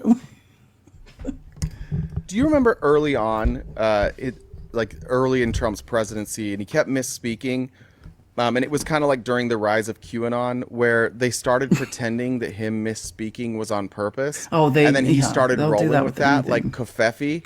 And they were like, what does kafefi mean? Yeah. And they were like these QAnon breakdowns of kafefi. And then he started like throwing it out there as well, like, oh, kafefi. There's the cool thing about being Donald Trump is that it doesn't matter what you say. And it doesn't matter how good your explanation is. They'll just believe it. They're like, yeah, we just believe everything. And if we're being fair to Donald Trump, yes, it was petty. Yes, it's silly that everybody's doing this to you, but they're doing what you're doing. So to go on and make this whiny little video about it, to spend your time, like you got a lot going on, Don. You got a whole bunch of court cases you got to worry about. You're about to lose all your money, and you're running for president, and you're like, what's a good use of my time? He needs to worry about liquidating properties so he can pay his bills. Do you think... To anybody outside of MAGA, is this an effective campaign strategy? Who's this fucking video for? I can't even imagine the Trump people seeing this video. The MAGA folks be like, hell yeah, this video is for him. Nobody wanted to see this video. Nobody cares about this video. This isn't going to help you. I know, it doesn't make you look good. Yeah. Yeah. Who did you? Yeah, the oranges of the investigation. What's this for? This is like the example of like how no one has control of Trump anymore. Because if he had any trusted advisor, or like Roger Stone says, like, you got to make Trump believe he had the idea in order to do something. Well, this is what he needs. Somebody next to him to make him believe it's his idea that this is a bad idea. But that person no longer exists. There's nobody to stop him anymore. Oh yeah. It's just him and Alina. Alina was behind that camera. Her face. I was rewatching that clip where she's like, "Oh yeah, he's a billionaire, so he'll just pay it." Like knowing and now here we see it. Like Trump is like screaming as loud as he can about other things. Nobody pay attention to the fact he can't pay his bills, as it turns out, and is going to have to liquidate properties, as he said, not me. But let's talk. I want to play this clip about the Supreme Court, because probably the most annoying thing to me that happened yesterday is the Supreme Court, who I think has now proved that they are in for a penny, in for a pound. Like, these are like 3 justices directly involved in the Bush v. Gore stuff. Now, like, think how long they delayed. If they were going to hear the case at any point, they could have just said this. Like, at the very least, what we know is that they're in for a penny, in for a pound in terms of helping him delay the case. Have you heard any, have you heard anybody offer like a reasonable explanation as to why number one, there's an explanation I think that's reasonable of why they're going to hear the case. I think that it's silly, but maybe just to establish a precedent, I think you can make that argument. But why put it off? Like, it's not like the attorneys need time to collect their arguments. 7 weeks. Yeah, off, and I know just for oral arguments. Like, this, they're ensuring that he will make it through the election without being tried, basically. Yeah, because by SCOTUS standards, that's quick. 7 weeks is a quick turnaround to hear one. But if you're going to expedite it, why not now? Because this isn't something that you need to do a whole bunch of prep work for. And they already waited weeks. You know what I'm saying? Yeah, like, you could call it expedite. Yeah, compared to like the months it usually is. Right. Once they say they'll hear a case, usually there's months of time. Yeah, but that's for preparation for the cases, which this argument's already been. Yeah, I mean, what else? There's no more preparation to be done at this point. But I think let's listen to Chris Hayes. I love me some Chris Hayes, another former litigator or prosecutor. So let's listen. I think he has a good take. And then, yeah, like you said, we can go through then we can start going through some articles because there's some funny things I want to point out. I want to be crystal clear here about the import and significance of today's news, because I think a lot of the reporting has missed this. What happened today? This one-page order looks anodyne, right? It is an unmistakable sign from the MAGA majority of the Trump-created court that they are with him, that they are going to use their power to make sure he does not face trial in an election year for attempting to end American democracy. And I would just say, like, this is what the part I agree with. I think that that's what they're saying. Like, at the very least, I mean, we know from thanks to ProPublica how corrupt the Supreme Court is, but they're willing to help with the delay. Like, and that's just what's up. Like, we'll do you a the salt. fix is, like, the fix is in. The fix is in. I can't imagine that the court rules that, like, the game is the the president has complete immunity. That would be, no. I mean, if they rule that, we know. Well, it's two different questions. It's like they're going to debate what an official act is, which I think there could be some clarification. Well, yeah, let's let Chris finish this really good point, and then we can get into like what they're going to talk about. Use their power to make sure he does not face trial in an election year for attempting to end American democracy. Until today, it could have gone either way. It was genuinely unclear whether they were going to give him what he wanted, whether they were going to put their shoulder to the wheel on Donald Trump's behalf. Everyone has always understood the substance of his legal claim here is meritless. It lost to the district court level. It lost unanimously in the appellate court. 3 judges, one of whom is a Republican appointee. It is bad law under the Supreme Court's own precedent and jurisprudence. The point was never to win on the merits. The point was to make a time-consuming Hail Mary pass to attempt to escape accountability. Trump's bet was that the 6-3 MAGA majority he himself created on that court would bail him out. That they would rob the People's Department of Justice the opportunity to present all the evidence of his guilt. That the voters of this country, you and I, the hundreds of millions of us, might be robbed of the information we need to determine whether the man is guilty of the gravest crime any politician has been accused of since the Civil War. Preach. Today, the court signaled they are in cahoots, that the plot is on, it's a go. Yes, they will take up the case when they get to it. They have scheduled it 7 weeks now. Well said, Chris. I think that like there are things to be debated within the case, which is a separate conversation. But like Chris, the fix is in. They have now signaled we didn't know for sure were they going to help him, because the point has always been the time delay. Yeah, so, I mean, what are we going to rule on? We're going to rule on the acts he took for January 6th. We're going to rule, are we going to... What are official acts? Ruling whether or not what he said about E. Jean Carroll was okay. Like, that's the whole point here? Like, I don't even know... Well, and that's what this is. I was listening to Lisa Rubin, doesn't it seem generic? Doesn't it seem like this is such a like they're not coming with a case? That's the point. Right? It's such a broad. It's completely broad, and that's what Lisa Rubin. It's very broad, and now the Supreme Court essentially could just hear oral arguments and say just that, like what you just said. Like that's what they said when they heard the ridiculous Republican lawsuit about whether or not people can be censored by private social media companies. They were like, right. Literally SCOTUS spent the whole time being like, this is too broad. Like they need to specify what they're talking about. And then they're essentially probably going to kick it back. And I think about how that could benefit Trump. If they hear that 7 weeks go by, they hear the oral arguments, then they even kick it back to the lower court and say, oh, you guys need to now adjudicate this further or whatever. The point is at this point, the time delay. And if they just want to give him the chance to get to the election, right? And that's the same thing we heard from them in the oral arguments about whether or not a state can kick Trump off the ballot, that they don't want to say no states' rights, brother, when it comes to kicking Trump off the ballot, right? They don't want to be anywhere near that. And apparently they want to delay enough in this case to get Trump to the election. Like, I mean, that's what it looks like. It's all about the time delay. My microphone just fell off my boom arm. I don't know if you see that. Just hold it. Yeah, it just fell up. I don't know what happened there.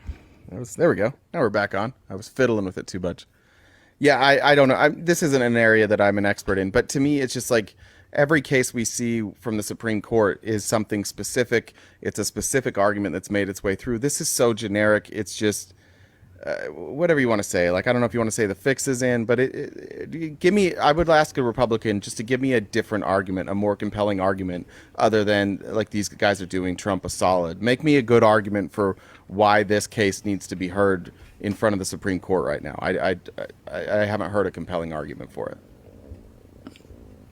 And no, again, well, I mean, I agree. I would agree with that. But I mean, I think that the argument is just the point. Like, I don't think anybody, like, obviously this argument can't go Trump's way, but what can go Trump's way is the time delay. And he, like Chris said, he bet on the fact that he seated 3 of those justices and they have the majority and would be preferential enough to him, not necessarily to go, to bastardize the law, but delay some time, you know what I mean? Waste 7 weeks, then have oral arguments, possibly kick the case back to waste more time. That it looks like they have an appetite for. Yeah, what's also really apparent, and it should be very something we should address, is this goes to show that if you have money, like you are more above the law than everybody else. We don't have an equal justice system. If you have enough money to keep delaying and keep pushing things back, sure. and keep, then you can essentially go on forever. This is not a justice system that is fair. It is a justice system where if you don't have money, you're most likely fucked, and if you do have money, you're most likely going to get away with it. It's very difficult to put a rich person in jail. It's very difficult to charge a rich person with something. It's very easy to put somebody in jail who shoplifted. Right? Like that's easy. Or it's very easy to put somebody in jail without evidence or without good evidence, but they don't have the money for an attorney or appeals. Like Donald Trump is in every case has delayed them and delayed and delayed and delayed because morons are willing to pay his bills. But this just highlights how unjust our justice system is. Guys, tap the screen. Let's get to 230K. Let's try to get to 300K before the end of the live. Also, we are completely dependent on grassroots donations. If you would like to donate to us, we'd appreciate it so much. Write a funny message or an F. Mary Banish, and we will read it aloud periodically. Also, we only have about 40 minutes left in the live. Republicans, Sherwin, if you're listening, you could please request. We'd love to talk to you. I hope he's getting some sleep. Yeah, sure. I couldn't. Did he say it was nighttime or the morning? Probably. He said it was like 3:30 in the morning. I thought that's what he said. Oh, yeah. Okay, that's so true. Hopefully, especially if he's got to wake up for a construction job. No, he needs to work on active listening. Like the key to conversation is the willingness to listen to the words that other people are saying, and that's what we learned from that. Not enough followers, but David's here if you want to say hi to David. Oh, David, I sent him a request and then he's like, you haven't blocked. I actually earlier sent him a request and he messaged me and he's like, I'm blocked. I have the same issue with David that I do with all these with Nancy Mace is I just keep believing that they're going to be better, and then every time I bring him up it's the same shit. Like we can't have a conversation. So I would love to bring him up, but I just don't trust that we can ever have a conversation, like a conversation where we're talking about the same thing. I understand what you're saying. Yeah. It's devastating, David. I look forward to when I want to go back to a time like David. I know, like I've had good times where we were able to function and talk and like even laugh. Like it's gone off the deep end. Like I hope that we can at some point return to a time where we could communicate like humans civilly. Yes, like human beings. Like I don't know, I'm probably just that's wishful thinking on my part, but whatever, maybe one day. So what I want to do a little talking about Mitch McConnell really quick because he perfect gave timing. I have to pee. It's perfect timing. Bring up Mitch McConnell. This is okay. Since you're going, I'm going to read this thing I wanted to read. This is hilarious. Was a Washington Post opinion article, it's like I would just call it satire. Like at first I was like, what is this? And then I realized how hilarious it is. It's about Mitch McConnell retiring. So it's called McConnell Retiring to Spend More Time Eroding the Rights of His Family. This whole thing is satire because I was like, this is hilarious. Mitch McConnell will step down from his longtime post as Senate Republican leader in November, he announced on Wednesday, to spend more time eroding the rights of his family. I got into public service hoping to make a difference, McConnell said in a floor speech.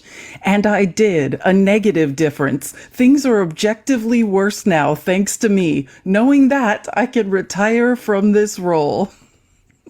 Like this is like kind of I think like what he should have said, like the reality for the rest of us and all the damage he's done. Listen, looking back on a tenure that saw him chip away at the nation's political institutions, obstruct President Barack Obama at every turn, reshape the Supreme Court to strip reproductive rights from women, and fail to impeach President Donald Trump after he incited an insurrection that flooded onto the floor of the Senate, McConnell said he was eager to spend more time fraying the fabric of his own home and family circle. Can you imagine? Mitch is just can go torment his own family now. Isn't that the truth? At the time of writing, he had already moved his armchair to a very inconvenient location. I thought he lived in a pond. Does he not live in a pond? It's a swamp. It's a swamp.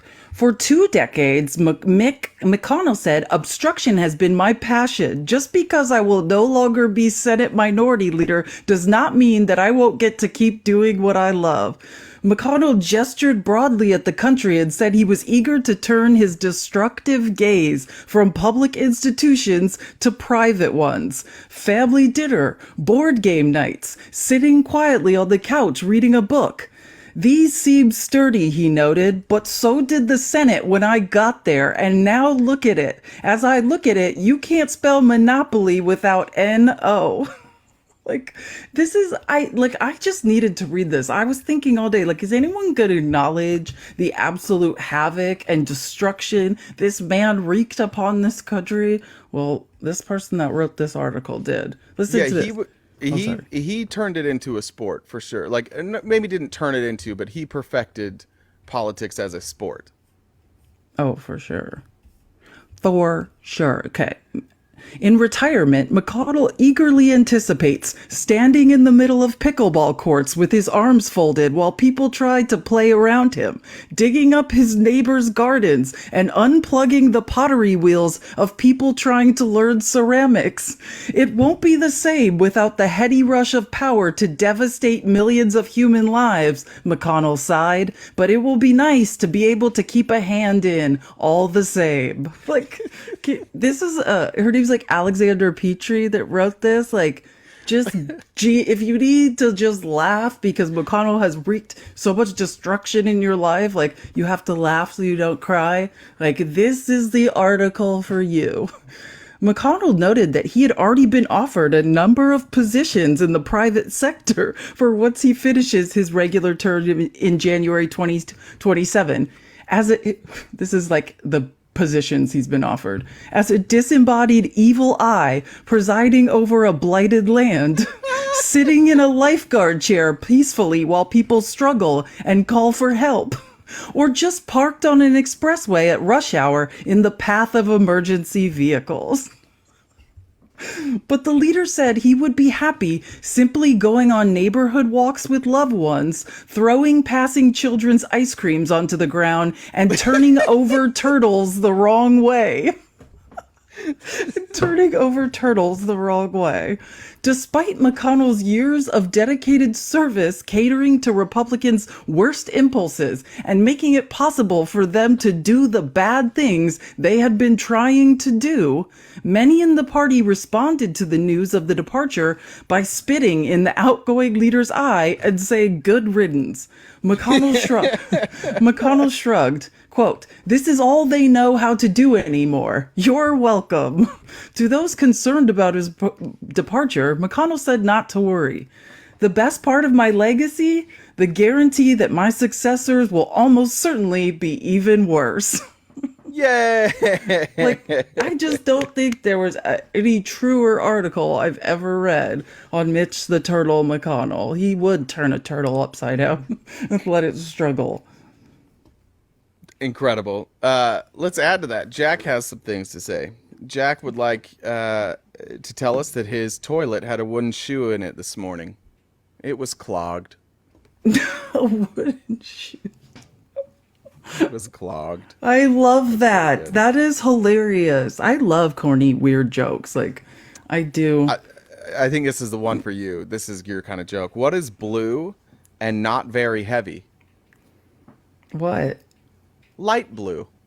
Oh, that is my kind of joke. That's so corny. I love, like, the painful ones where you're just like... As a former second grade teacher, second grade humor is the key to Felice's heart. If you want to get Felice to go to Cheesecake Factory with you, might I recommend jokes that your second graders would laugh at? That's your best chance. That's true. I do love to make I was the best second grade teacher ever. Being adults and second graders aren't that far off, truly. It's just, adults have no excuses. Adults aren't as charming because they, really have no excuse for the behavior anymore. But kids still have an excuse, so it's adorable. But let's play a little of Mitch's speech. At one point, I'm pretty sure he teared up. Like, did Mitch McConnell tear up? Does he have moisture in his? I have such a weird relationship with Mitch McConnell. It's like, it's the same with my parents. It's like an abusive, you know what I mean? Like, but like, in a weird way, I respect. What do I respect? Not anything that he did, but like, I guess like what you're saying, if politics was a game, which it's not, he's been playing with human lives. But if it was, like, yes, he's the best game player. Yeah, he's an excellent heel. He's an sure. excellent villain. He's been one of our best villains. Yeah. We saw Joker. Joker was a great movie, but nobody walked out of Joker going, yeah, that's the guy. That's Mitch McConnell. It is a fascinating career. It's fascinating what he's done. As far as people who have fundamentally changed how our government operates, he's right up there. I mean, not in a good way, but he's right up there. No one's consolidated more power in Washington, D.C. Yeah. And it's like, if Henry Kissinger was like the butcher of Cambodia, like he's more like the domestic. You know what I mean? Like he's responsible for the unalivings of so many minority groups, like, and just did it with cold precision. So he's the local butcher. Yeah. Like I used to have these thoughts, like, about my, like my parents, and I would think like, God, they're ruthless, but like, and they're smart and they're good at what they do. It's like I could recognize the proficiency with which, and how good, like I knew it was wrong, like bad, but I was like, but they're really good at it. And that's how I feel about Mitch McConnell. It's almost scary how good he is at being this bad. Yeah, when I was in, I did door-to-door sales for a while, and one of the businesses that I worked in the longest was door-to-door sales, and there were these couple of people that would go to every different company. They have worked for every company, and they would go every year, and they would get like a signing bonus, and they would get all these crazy deals, and every year the company that was getting them were like, yeah, we got this guy, he's a star. And he would demand so much money that they would make nothing off of him. He wouldn't cover the signing bonus, because what they hoped to do is that he'd like bring people with them, or that like his numbers would elevate everybody else's numbers, but they never did, because everybody wound up hating him. And this kid he called me 3 days ago trying to get me to come work at this other company with him. And he was a menace, but you almost had to respect it. Like everybody knew his game. Everybody knew that he was just going to fuck them, and then they're like, yeah, come on over, do it anyways. That's Mitch McConnell. Do it anyways. Him in the room, and you're like, he's going to ruin everything. You're like, well, let's put him in charge then. Let's just do that. Yeah, like hopefully we learn a lesson from Mitch McConnell. Like, hopefully it doesn't get worse. You think the Republicans have learned some sort of lesson and they're not going to, you know what I mean? Probably not. Something tells me probably not. Let's listen to a little of his speech, because he said some good stuff. Interesting stuff. Believe me, I know the politics within my party at this particular moment in time. I have many faults. Misunderstanding politics is not one of them. He's saying, believe me, like, and this is what he is. He's a chess player. He's a tactician. And he's saying, I know when the getting's good. Like I have a lot of faults, but understanding like the game, when the game's afoot, is not one of them. He's saying, like, because I'm so intelligent and so good at this, I know it's my time to go, and I'm going. I don't think it's out of the realm of possibility that when he steps away from the Senate, he reveals his true voice. I still don't believe that. It's so strange, isn't it? Listening to that voice come out of that man. It's so weird. Like, if you didn't know it's just, if I never knew think about it, if you never knew what he looked like and you heard that voice, what would you think he looked like? He'll just be up there and be like, see you later, guys. No, like helium. Like he just inhaled helium. Yeah, I think about that a lot. It's like a disembodied voice that like shouldn't even be coming out. That's exactly. Yeah, it's like God. He would play an excellent. Is it God? Yeah, what's that? The Ghosts of Christmas Past. Yes, exactly. Like Father Past. Time. Yeah. Gandalf. That's like it. Country Gandalf. Yeah. I believe more strongly than ever that America's global leadership is essential to preserving the shining city on a hill that Ronald Reagan discussed. And that's why you got to go, Mitch, because the party has now passed you by. He can't help. They still talking about exceptionalism and shining city on a hill, and time has marched on now. Yeah, the lights have dimmed. We're done with American exceptionalism. The education system has failed us all. We are not exceptional, as it turns out. Yeah, it turns out now that everybody can travel by air, we have Google Maps, we have drones. Like a city on a hill, not that cool anymore. Yeah. We don't even have a high-speed train system in this country. We are not a shining city on any hill. Well, might I interest you in my friend Tucker in a train Carlson's derailment suggestion that you move to Russia? Yeah, they have nice shopping carts there. No free speech, which Tucker says he knew the whole time. By the way, if you want to really fuck up your weekend, Lex Friedman had on Tucker Carlson. Oh God, no! I can't. It's as bad as you think. I can't. As long as I'm drawing breath on this earth, I will defend American exceptionalism. So as I've been thinking about when I would deliver some news to the Senate, I always imagined a moment when I had total clarity and peace about the sunset of my work. My work. A moment when I'm certain I have helped preserve the ideals I so strongly believe. So he's saying, like, he always thought, like, there would be this perfect moment of clarity when he knew it was the end of his work, you know, terrorizing women and minority groups and the poor. Like, he, you know, when his work had come to an end. It's actually quite scary. This is like a monster who's like, thinks it's like if we were listening to Kissinger, like, justify, like, what he's done in Cambodia. To bring it back to the Golden State Warriors 2-1, there's like a famous clip of Draymond Green yelling at Paul Pierce while Paul Pierce is like a member of the Clippers. It's his last year. He's not playing, and Paul Pierce is like talking shit to him, and he's like, "Look at you chasing your farewell tour. They don't love you like that. What, you thought you were Kobe?" And he just like trashes it. Like nobody gives a shit. Like nobody here's giving you a farewell tour. Just leave. No, and that's Mitch. Like Mitch is trying to wax poetic, and meanwhile everybody else is like, and everyone's like, "Get out of here, man!" Like everybody, except for the Golden Boy, mind you. The Golden Boy, John Thune, is like 6 inches away from McConnell. Like, while he's giving this speech, everyone else is. Even the three Johns are like, "Is it over?" He's baby bird. John Thune can't. Yeah, John Thune though is like the baby bird, like still getting fed from his mouth. It's ridiculous. Everybody that liked Mitch McConnell is no longer with us. Like all the fanfare he thought he was going to get.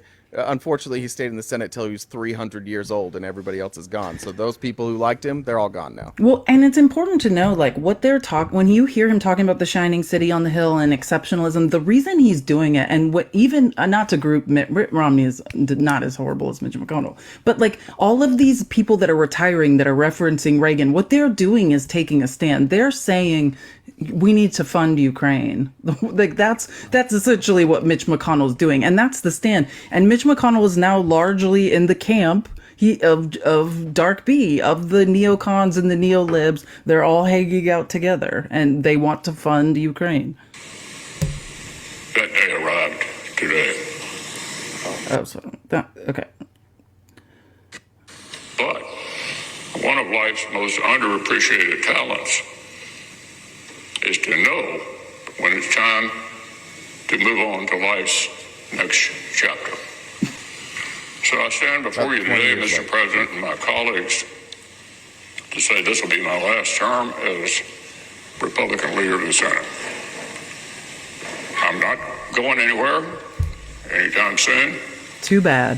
However, I'll complete my job my colleagues have given me until we select a new leader in November and they take the helm next January. I'll finish the job that people of Kentucky hired me to do as well, albeit from a different seat. And I'm actually looking forward to that. Sure you are. So it's time for me to think about another season. Tormenting as a family at home. I love the Senate. It's been my life. There may be more distinguished members of this body. Yeah, okay, we can wrap. Okay, Mitch. Like, you talk too slow. Oh, cute. She brought me a coffee. She's so sweet. So sweet. Someone said they passed the CR. So that's, in case anyone, we didn't really go over that, but they're kicking the can on down the road again. Well, so, look, Nancy no Pelosi budget. was such a good speaker that they just keep passing her bill. Yeah, they're just going to keep using Nancy Pelosi's budget. The MAGA Republicans that were so desperate to get it to power to just keep funding Nancy Pelosi's government have done it again today. Congratulations on again failing. And that is also, if you remember, Mike Johnson was the one when he became speaker that one of the things he was strong on was condemning McCarthy's CRs, his continued resolutions, kicking the can down the road. He said he would never do it. This is now... what, the third time doing it? He's going to do it again next week. It's embarrassing at this point. Like Mike Johnson looked at a job and thought, oh, that'll be easy if I'm in charge. Like, it's not an easy job. You are even less capable than McCarthy. Like, the failures, no bounds. Not to rehash something we went through earlier, but just reminded me talking about Nancy Pelosi that the guy who yesterday put up a whining, crying video about Joe Biden saying he didn't remember his wife's name is also the same person who went around for weeks calling the person who smashed Paul Pelosi's head in with a hammer his Oh my lover. God. Yeah. I want to point that out. That same guy that's like, these are bad people, kept calling the person who attacked Paul Pelosi his lover. So That's one of the grossest things they ever did. Like, I mean, can't even take me back to that time. That makes me very angry at Lauren Boebert. Like, your girl was out of control during that period of her life. But this is so, like, with Mitch McConnell leaving, the question becomes, right, a battle for the Senate. And it's going to be scary. The Republican Party is going to try to eat itself alive to determine who's going to come out on top. It's the Rick Scott uprising, and Mike Lee backed him, and Ted Cruz. Again. Yeah, and that's, and the Freedom Caucus was all endorsing him on Twitter yesterday. Yeah, well, Rick Scott stole a bunch of money from the people of Florida, the largest Medicare fraud in history. He's the richest senator. Now he wants... Explain what he did. I don't know that everybody you knows can that explain it, because I don't remember all the I don't remember all the details. Yeah, essentially, it was creating false Medicaid claims. Well, yeah. And so that they could get paid out on Medicare. Sorry, what did I say? Medicaid? It was Medicare, yeah, right? Not Medicaid, Medicare. This happened. It's happened before with other people, but it was the largest fraud in Florida history, where essentially they would just make these false claims, or they would overbill, or they would overcharge, and he collected hundreds of millions of dollars and got caught, and then after that became a real powerhouse in the Republican Senate. Like after that 7-point plan, when he ran against McConnell for Senate Minority Leader this last time, he produced a 7-point plan to cancel Medicare, to sunset Medicare, Medicaid. This is him. This is who he is. So that's what we're facing now in the Senate. Like, he tried it, and Mitch McConnell slapped him down, took him off committees, took Mike Lee off committees. Like, Mitch McConnell is awful. Like, I could talk about the people's lives this man affected or effectively ended all day long. But what he was doing was controlling the crazies in the Senate.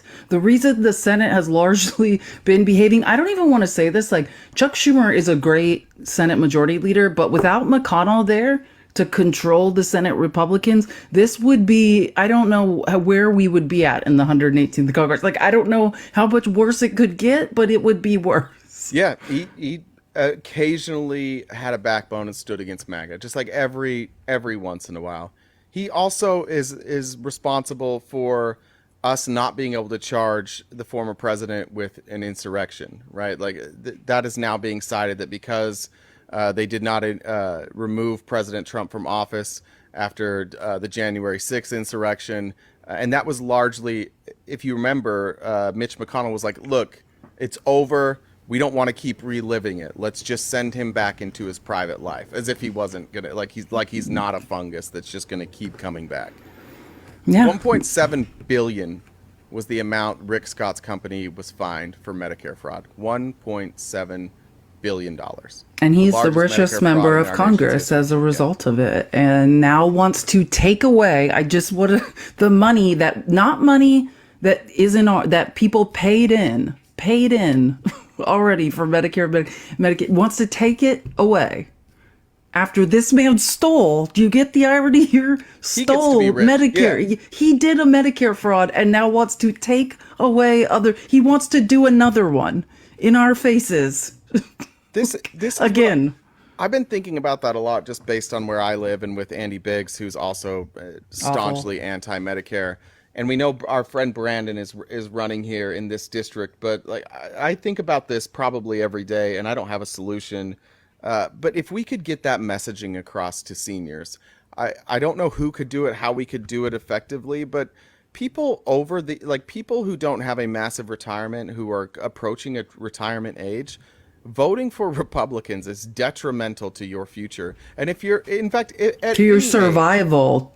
Yeah, at any age, unless we should not plan on having massive retirements. It is more difficult now than ever to save for the future. It is much harder. Most companies don't have they don't have retirement. They have 401ks, which are bleh. Most places don't have pensions. The cost of living keeps increasing. We're not keeping up our wages with the cost of inflation. So, like, most of us should not count on having a massive nest egg to live on. So it's a direct attack against all of us. To any Republican who's here, tell me what we're gonna do. What's the plan here? It's definitely a direct attack on all of us. I mean, they want us all to not go to college, start working 5 years sooner, work 5 years longer. That's the plan for us. They recognize the problem, right? They recognize the problem that we're not going to have the money. Solution. But the solution is, if you don't have enough money, what is the solution? Getting more money, right? Well, if you're the government, there's only one way to get more money. You tax more, and you spend less. But like when it comes to Medicare, this is a simple one. Uncap it. Most of us will pay into Medicare until we stop working, unless you're rich. In which case, I think it's at $250,000, you stop paying. Like, you stop paying the Medicare tax. All you have to do is uncap it. We could solve Medicare with one move, and that is just, if you're rich, sorry, you are going to pay more. But that's the benefit of being rich. You're going to pay more. Yeah, I mean, there's a million things. We could tax churches. We could close corporate tax loopholes. We could hire more IRS agents. Yeah, there's so many ways we could get this money. Property. But please note that the Republicans' only solution is that we need to work 10 years longer. Like, that's their solution. Oh, and that we need to privatize the fund. Like, it's so scary. These are not the only solutions. Biden himself has solutions on the table for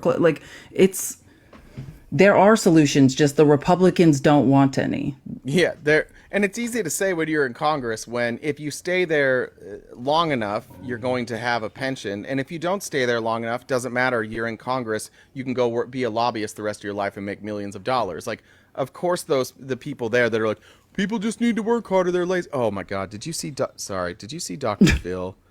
Very stream of consciousness. No, I have on Joe Rogan's show. No, I didn't see it, but I want to say something really quick. I just want to finish up about me what he said. Sorry, go ahead. Yeah, I just want to finish up about this stuff. It's like, so Rick Scott is probably, if he is, or someone like him, like a Mike Lee, is going to come up and be MAGA's candidate to determine who's going to control the Republicans in the Senate, and this is funny. Listen to this. Yesterday, attorney Ken Paxton, gross, this is going somewhere. He tweeted, "It will be difficult for John Cornyn to be an effective leader since he is anti-Trump, anti-gun, and will be focused on his highly competitive primary campaign in 2026. Republicans deserve better in their next leader." Blah, blah, blah.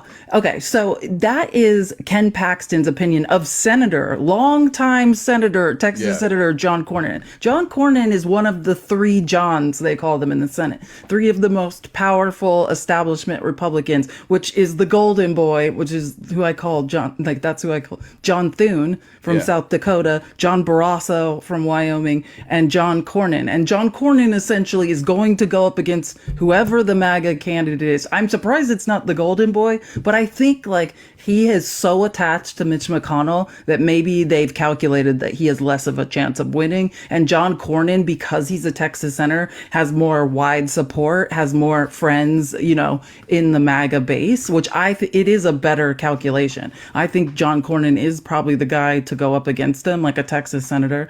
And Ken Paxton is trying to shit on John Cornyn. So Ken Paxton tweets that, and then John Cornyn responds to that. It just said, "Hard to run from prison, Ken."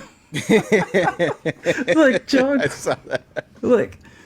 Hilarious. I actually think, again, as awful as we think Mitch McConnell is, he knows what he's doing. I think Mitch McConnell is very aware of how this election is going to play out. And I think he's very aware that after 2024, the Republicans will be looking at a referendum. They're going to have to admit that this MAGA shit didn't work. I think he's playing it right. I still think, and Thune will come out. Is it Thune or Tune? How do you say it? Thune. Thune, it is Thune? Okay, yeah. I think Thune will come out, looking better because Mitch McConnell is going to be right about this. He knows what's about to happen. I can't imagine that it's not Thune. Oh, for sure. And I don't like Thune, but that's who I think Thune can work with Democrats. the arrogance, and they're primarily men. That's why I'm going to say men. Obviously, Congress is primarily men. But the arrogance of these men to think that disenfranchising, literally taking rights, we don't have the same basic human rights anymore as men in this country. And oh, that's an unfortunate freeze frame. the Senate, right there. You froze for a second, and it was a really unfortunate frame. Yeah. Did I unfreeze, or am I still frozen? Yeah, you're good now. Just repeat what you just said. Oh, now I can't even remember. What did I just say? I just said, I think it's a gross miscalculation from the MAGA Republicans, from men in the Senate specifically, to think that the complete disenfranchising, to take IVF away in an election year, to continue to refuse, not just to federally protect abortion, but federally protect IVF. They're underestimating what women in this country will let them do. And that's the truth. Like I said, I never thought I'd see a day where Alabama, evangelical right-wing women woke up and said, what is going on in the government? How is it possible that, I can't get IVF? They're doing the job for us, but I do think Mitch is right. He's calculating that he doesn't want to be in the Senate after the 2024 election. Yeah, that's gonna be a lot of backlash. It's gonna be chaos. The Republican Party is going to descend into chaos. Because when Donald Trump loses, of course he's going to call it a fake stolen election again. He's going to do that. But it's exhausting. Enough Republicans to be like, that's good. Plus, again, not many years left. Nobody's going to listen to anybody that's in the Trump circle now, because he doesn't allow anybody to be elevated in his circle. They are all subservient. So it's not like there's if anyone rises up, he slaps them back down. Yeah, so it's going to be... So you're going to have this MAGA base, and it's going to be like Ron DeSantis and Vivek trying to take over, and we've already seen that. Nobody likes them. It'll be really interesting to see what happens to the GOP.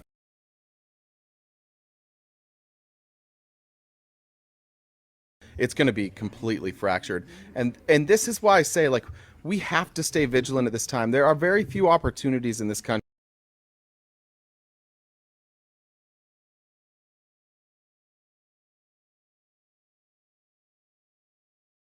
do big things if we don't get distracted by and continue to vote for the people that are going to give us things that will make our country better. We do have an opportunity to reverse a lot of the damage that has been happening since Ronald Reagan. I think we really are going to have a 4 to 6 year window of liberals with a lot of control, while Republicans try and figure out what the fuck they're going to do next, because their message isn't working now. Their party's in shambles. They don't. They've definitely got to figure out what they desperately. They can't pick a leader though. That's the problem. They can't pick a side. And don't let this flooding the zone with shit thing. That Steve Bannon and Donald Trump are doing. It's fucking exhausting. We get it. Trust me, Felice and I get that as much as anybody. It's exhausting to sort through their bullshit. It's exhausting to hear the same lies over and over and over again. But that, in all fairness, that's what they're counting on. They're counting on that people will quit. They're counting on that people will just give up and be like, fuck it, and then they'll remain in power. It's important to keep highlighting the collapse of the Republican Party and the extremism coming from the MAGA Republicans. We have to keep doing that. And I truly believe we will have an opportunity to make significant change in the next 4 to 6 years. I agree. Guys, tap the screen. We're almost to 300K. Let's get to 300K.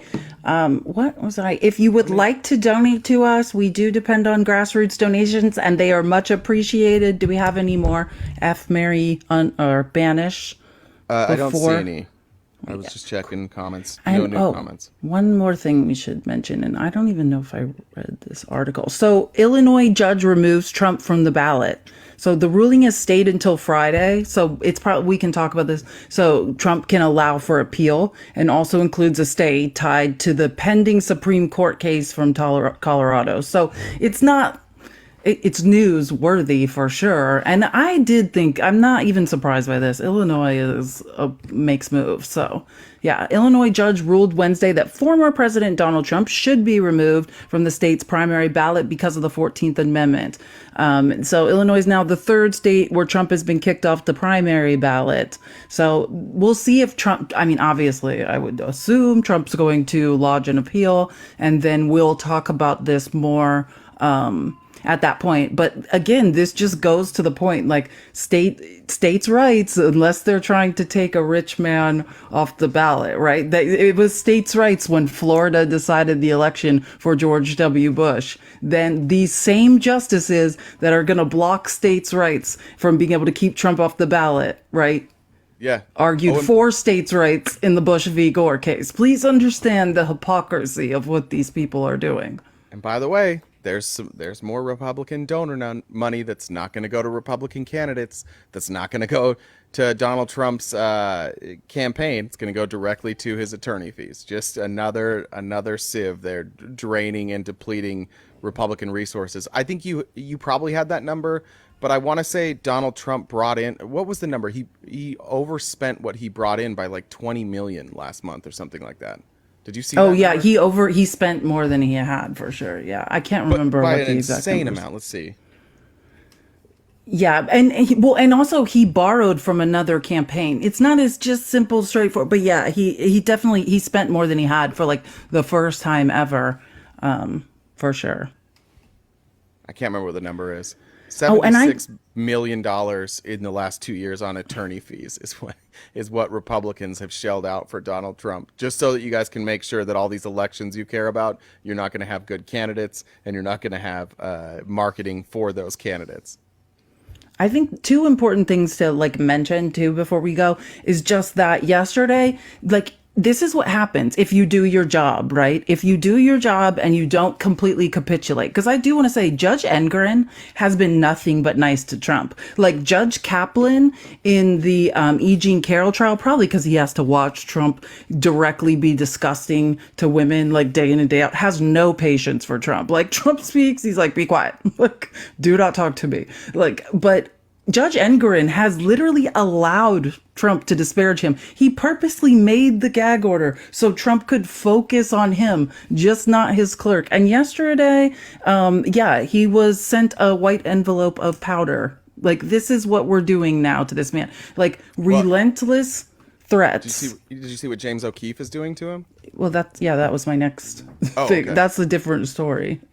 Yeah, but we have a couple minutes. Let's talk about that. Like, yeah. So, and then the second thing, the second thing I was going to say was, and also furthermore, in addition to the threats on his life, now actually we're sending white powder envelopes to the courthouse, to the Supreme Court in Manhattan. And James O'Keefe, disgraced former Project Veritas CEO, who it turns out stole a bunch of money from that company, among other extremely inappropriate things that the current CEO, well, actually she left, but before she left, reported him and all the financials for doing, right? So James O'Keefe, so what he's up to is trying to set up Judge Engren and doing it quite badly.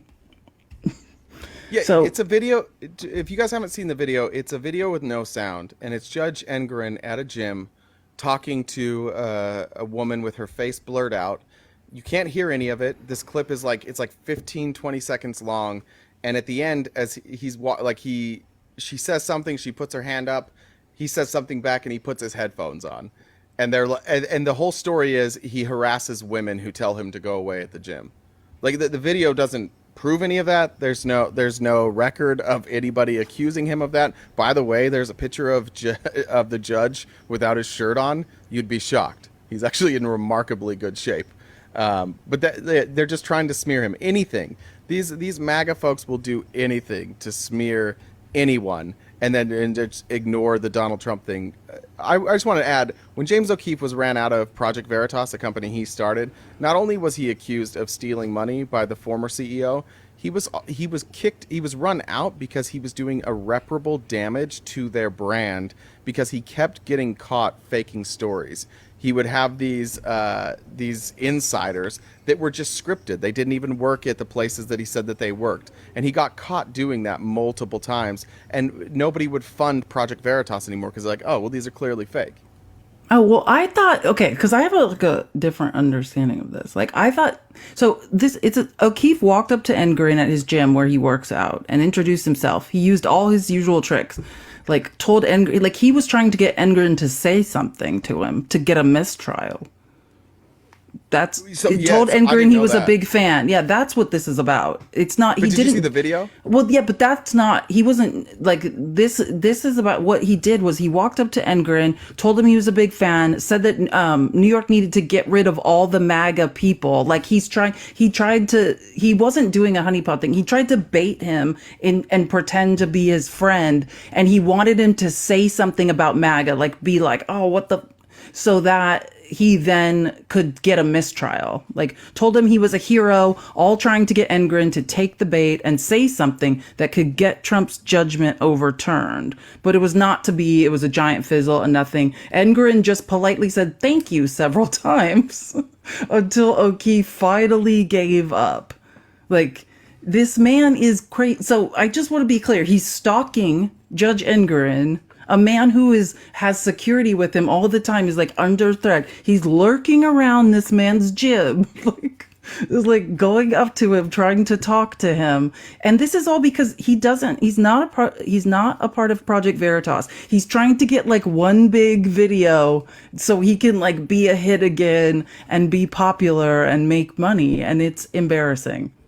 So, yeah, before we go, so what James O'Keefe said about this, I didn't know that James O'Keefe had been there. So I had only got the part of the story about the woman using machine in Engeron. That's the only part I had seen. So now I'm looking it up. And James O'Keefe says, this is him. This is breaking news from James O'Keefe. These are his words. Breaking. Oh. Judge Arthur Engeron tells James O'Keefe on hidden camera inside his gym that he gets lots of hate mail, but he's strong.